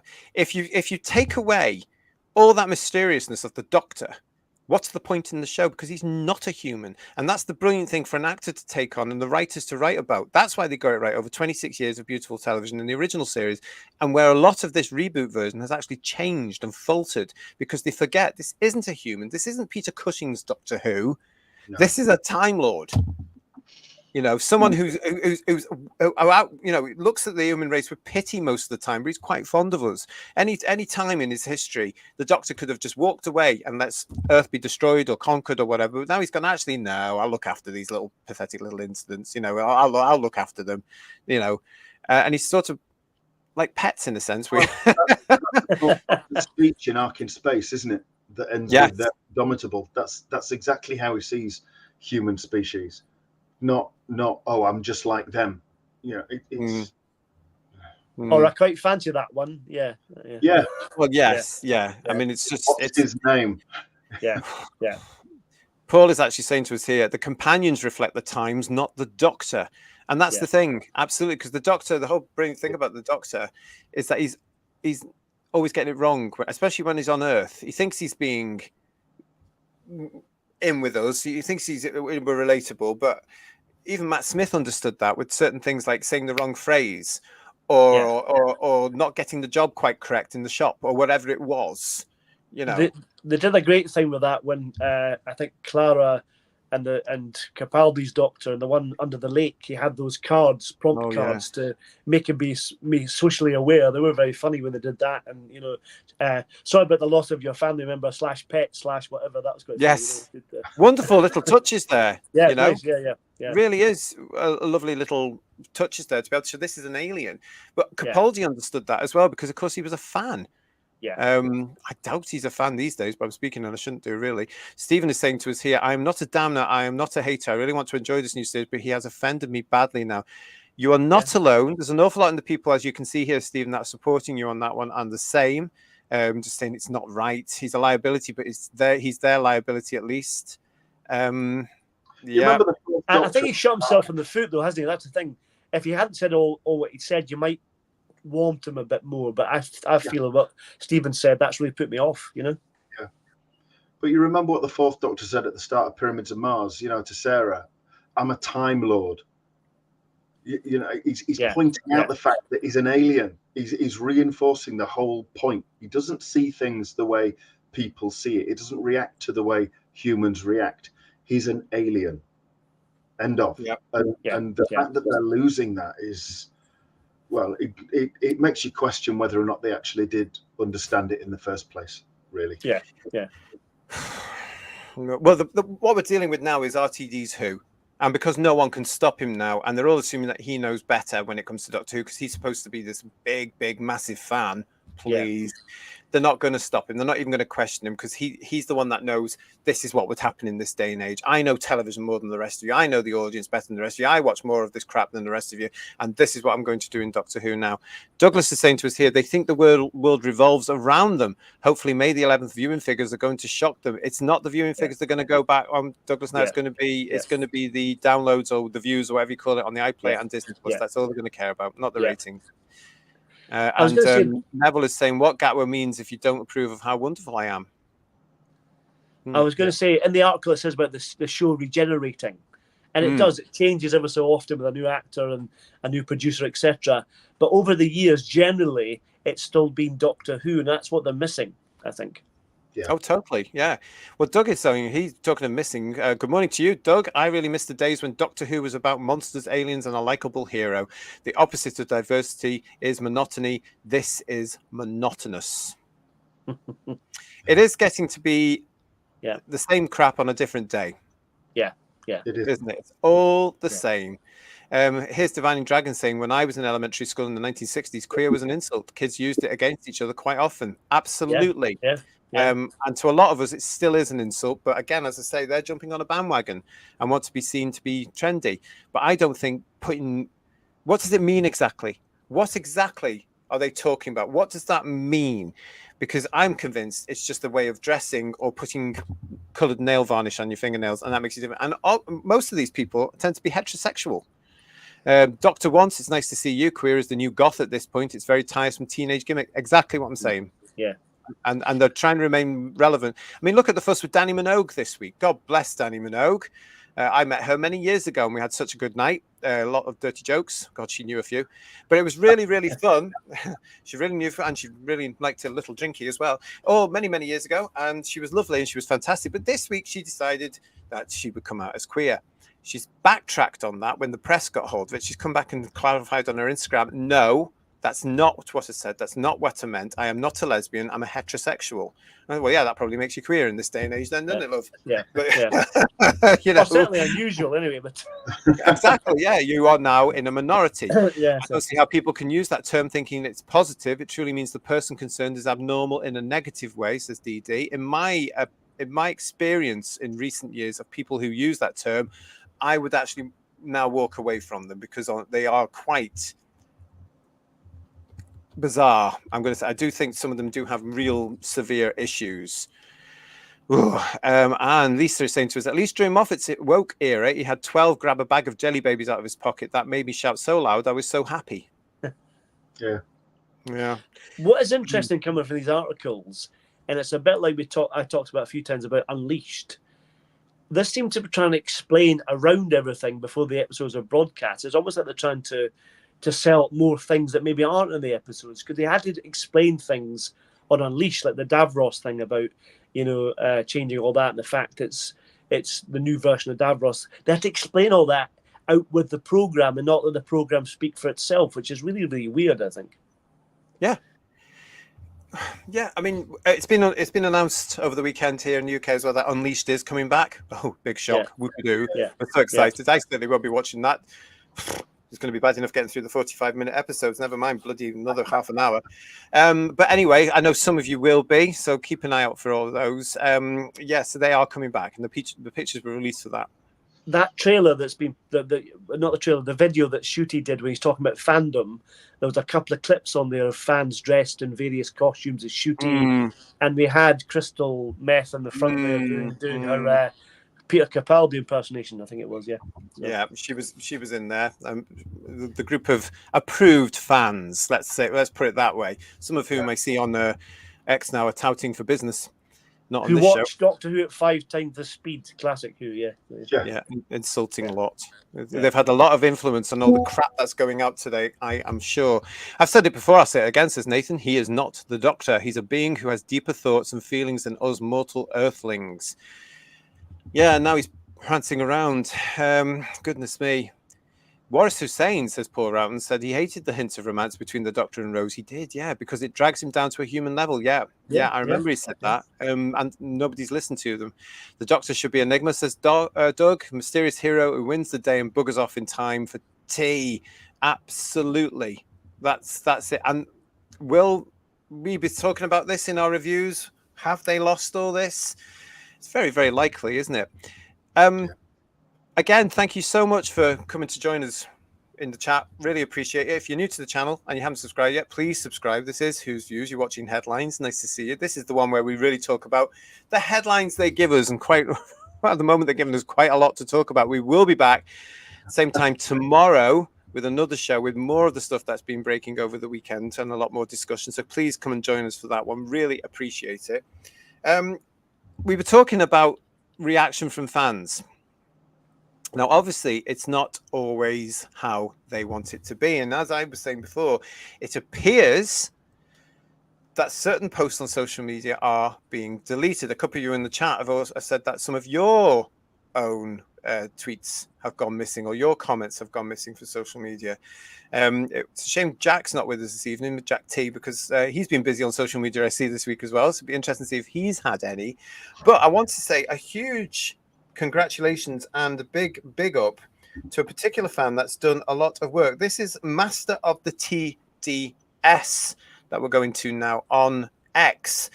I just came across this person just by accident just the other day, and he was saying this. Excuse the long read, but it's worth it. Russell T Davies's return raised hopes for Doctor Who, but the show's decline since 2017, worsened by Jodie Whittaker's casting, left fans skeptical. The acquisition of distribution rights by Disney and the introduction of Ncuti Gatwa as the first black gay Doctor added to the concerns. Gatwa's response to criticism suggesting viewers turn off the TV and go and touch grass further alienated the fans. It appears that someone at Disney or even the BBC has noticed the backlash and is worried they may have supported the wrong side, as bots are now being used to defend the show. In January, the bots highlighted and praised the show's diverse casting. In March, they praised Gatwa's potential and were excited about him bringing a Bridgerton flair to the show. In April, they lauded the Disney makeover and increased budget for the series.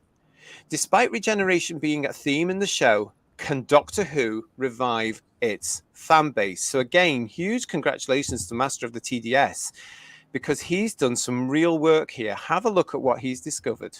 These are examples of some of the responses on the BBC Studios official Twitter X account for Doctor Who. Can you see a pattern here?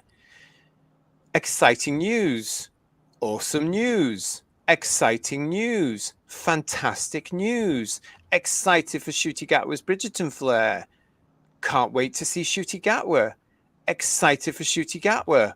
Excited to see Ncuti Gatwa. Can you tell where it is yet? It continues.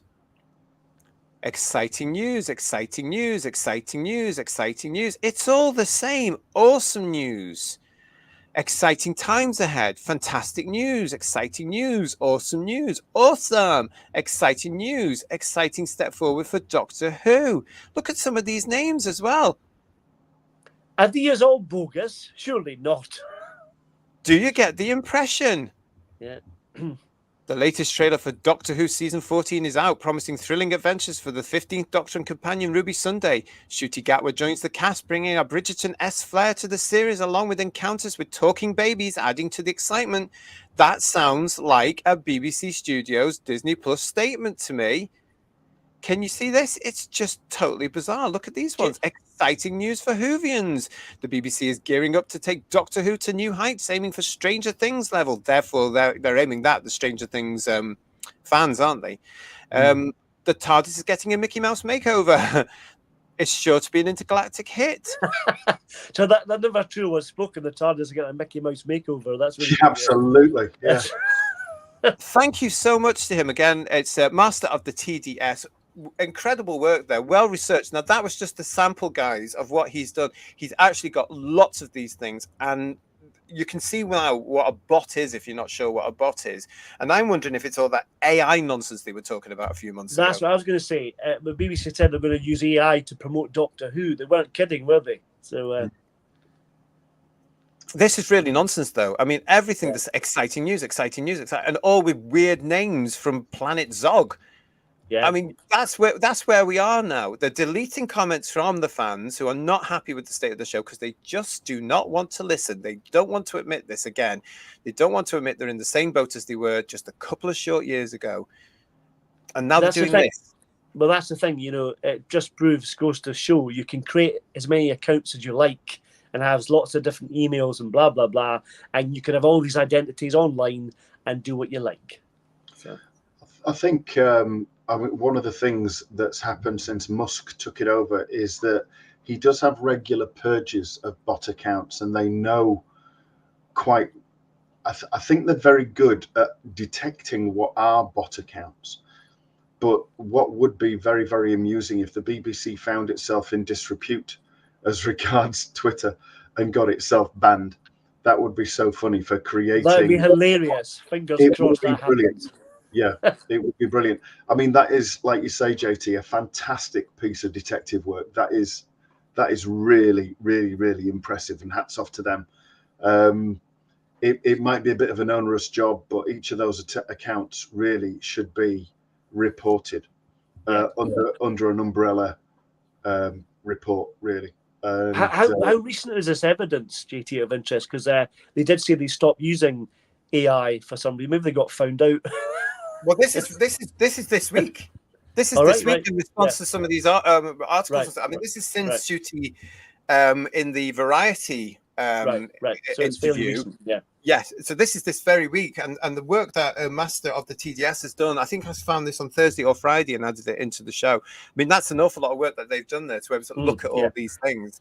But the pattern is there, isn't it? And I think that shows the desperation now of these people who are running this account. I mean, it's interesting. It's interesting that they will they'll delete legitimate comments from real people that don't like the program, but they'll spam the platform with bot accounts and comments. Yeah. It's unbelievable, but typical. Yeah. Hello to Yokai63. Whatever happened to the Doctor being like an eccentric Victorian Edwardian adventurer? His dress sense always reflected this in the classic series. Well, RTD doesn't like that version of the Doctor. He thinks it needs to be more in tune with his modern day audience, which is effectively, as I've said before, not there. But that's what dates his stories, because I have a feeling that you're not going to be able to watch things like Space Babies in 10 years' time. I really don't. There's something I'll be asking you all when we're looking at the new episodes. Do you think you'll be watching this and returning it again? I don't think you will do. JT's going to be hard enough watching it next week. What are you talking about? It's going to be awful, yeah. Like Disney superfans, this is. Yep, okay. What else have we got here? Keep your comments coming. What do you think about that work from Master of the TTS? I think mental health. Superb. Yeah. I think mental health, says Simon, has been so much normalized. And as someone that suffers from depression, the mental issues are so normalized now that if they are challenged, the challenges now are wrong. Totally agree with that. I really do agree with that. The comments are all from brain dead cabbages, says Paul. They're the comments that we've seen from that. I think they're all Mattis saying surely they aren't fake accounts.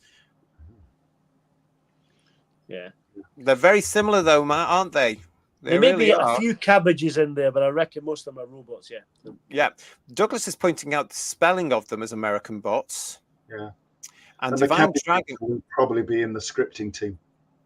Yeah, probably. Divine Dragon is saying to us here, the practice of purging negative responses and replacing them with bot views is very, very Disney.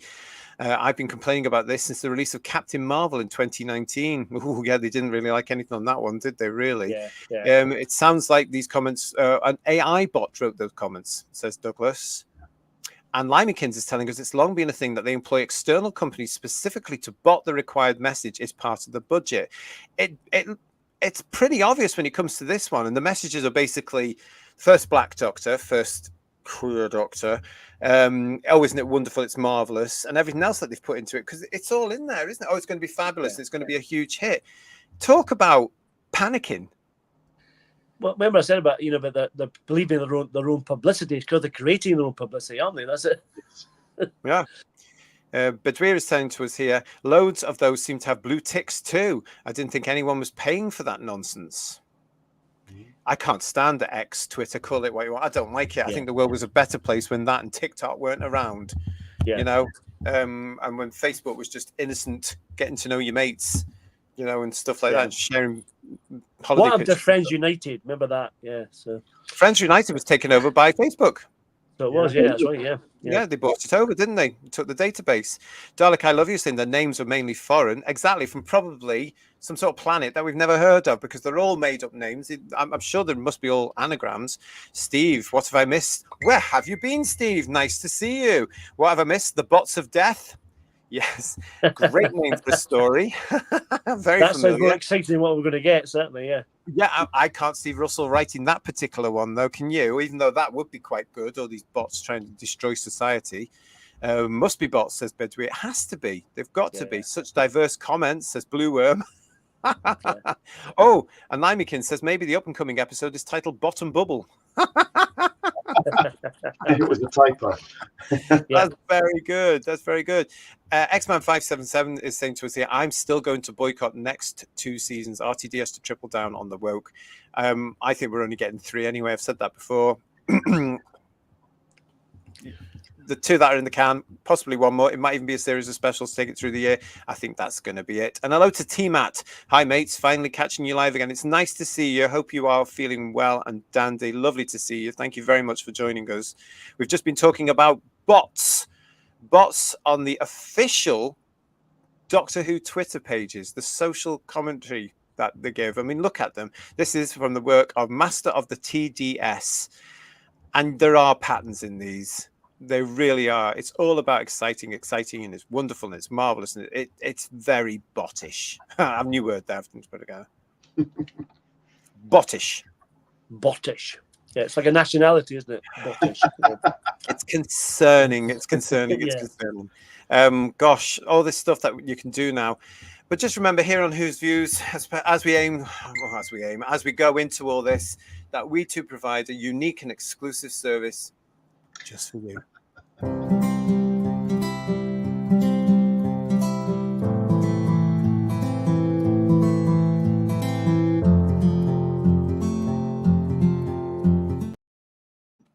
Yeah, so that's all coming your way, here on Who's View.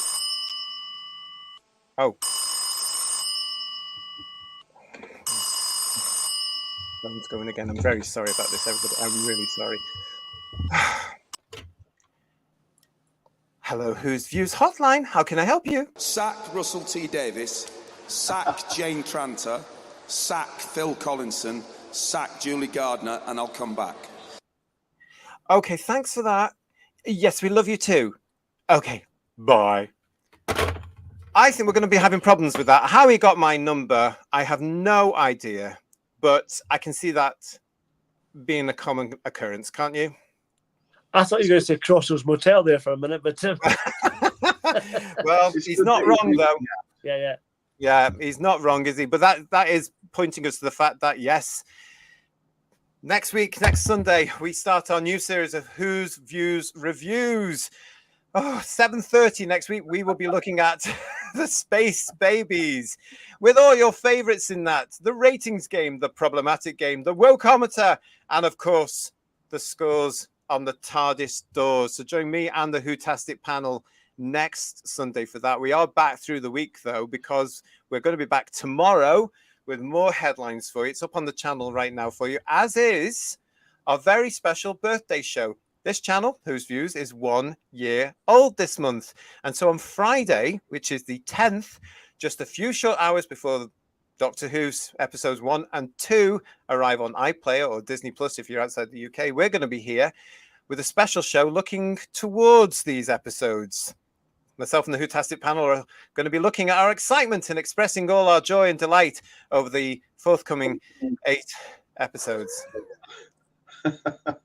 As part of a special birthday show, though, to celebrate Whose Views' first anniversary. So come and join us for that, because we are going to have a bit of a laugh with that one, I hope, as well. So come and join us. And again, thank you so much for all your support. We're going to be really gushing about all you guys, all our Who viewers next week on that very special show. That is up for you there as well. So don't forget to ring that bell to get notification of when we're going live with all these things. Come and join us, please. I've got a little bit of something actually for you now, and finally. And this is showing the state of fandom today, because and finally this week, did you see this from a particular fan who will remain nameless as ever on this channel? Ncuti Gatwa really is just becoming the Doctor Who spiritual successor to John Pertwee, isn't he? His fashion, his conduct in interviews, his best friends, relationship with the companions. Love it. That's another bot, isn't it? Surely. Don't make me laugh. John Pertwee was a consummate professional. He knew what he was doing. He was a wit, a raconteur. He was an intelligent man. He could have the audience in the palm of his hand with zero effort. And he could not be more unlike Gatwa. I don't think you would like the image to that at all. And I don't think that particular person has actually bothered to watch Doctor Who, the original Doctor Who, because there's no way you can actually compare the mighty Pertwee to what's coming now and what they're doing now. There's no way at all is it the same sort of stuff. You know, the only thing that I feel reading that is that whoever wrote that, I've not seen that post, but whoever wrote that, I'll tell you offline. I would say that the only thing that they're writing that for is they can't possibly actually believe it unless they're deranged, but they're probably after a job. Yes, and that's been pointed out by other people. Oh, well, and it wouldn't surprise me, because it's coming from that select group of approved fans, as I'm calling them, that are now desperate, you know, and it's one of those fans that has been trying, I think. But yeah, I think a lot of you in the chat will know who that particular person is. You know. No time. Yeah, I've got no time for that person at all. You don't need to speak on the behalf of me. I was fighting for rights before you were even born, mister. I tell you, absolutely shocking. Thank you very much to Mark and everybody else that's saying happy birthday to us here. And John is with us as well, saying thanks for another great show. Come and join us again tomorrow. Same channel, same time. We'll be here with more. We're going to be talking about the visit to New York.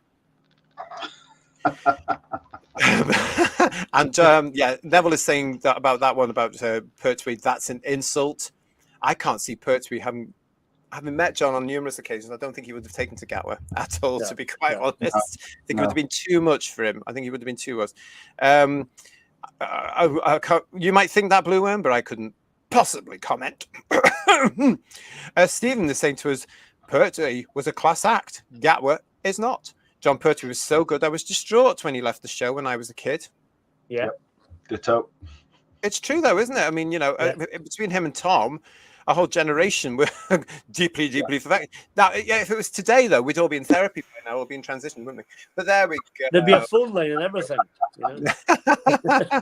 Yeah, they wouldn't let us. They'd be like, oh, no, you need to talk about it. Oh, my God, it's a television show and it's really affected you. Daryl is with us as well. I want to say good evening to you, Daryl. It's nice to see you. Thank you for joining us. In fact, everybody, thank you so much for joining us tonight. Really appreciate it. As I say, we are back tomorrow with headlines tomorrow. Same channels, same time, 7:30 if you're in the UK. So we will see you then. Guys, thank you for tonight. Really good chats again tonight. Really enjoyed it. Ready for another go tomorrow? A lot of fun. Thank you so much. Yeah. You're all ready for another go tomorrow then, are you? Oh, yes, indeed. Oh, hell yes. It's been a while. Looking Just forward as well, to it again. I've got a massive list of what's coming tomorrow as well. Until we see you then, if you're outside the UK, have a wonderful day. Don't forget to like and subscribe. If you are in the UK, go and have an Ovaltine. You've earned it. Get some toast down you as well and put your feet up and have a lovely evening. We will see you tomorrow here on Who's Views as we start our birthday week as well and the build up to the return of alleged Doctor Who. Oh, excuse me, I now vomit. Good night, everyone. Good night, everyone. Bye-bye.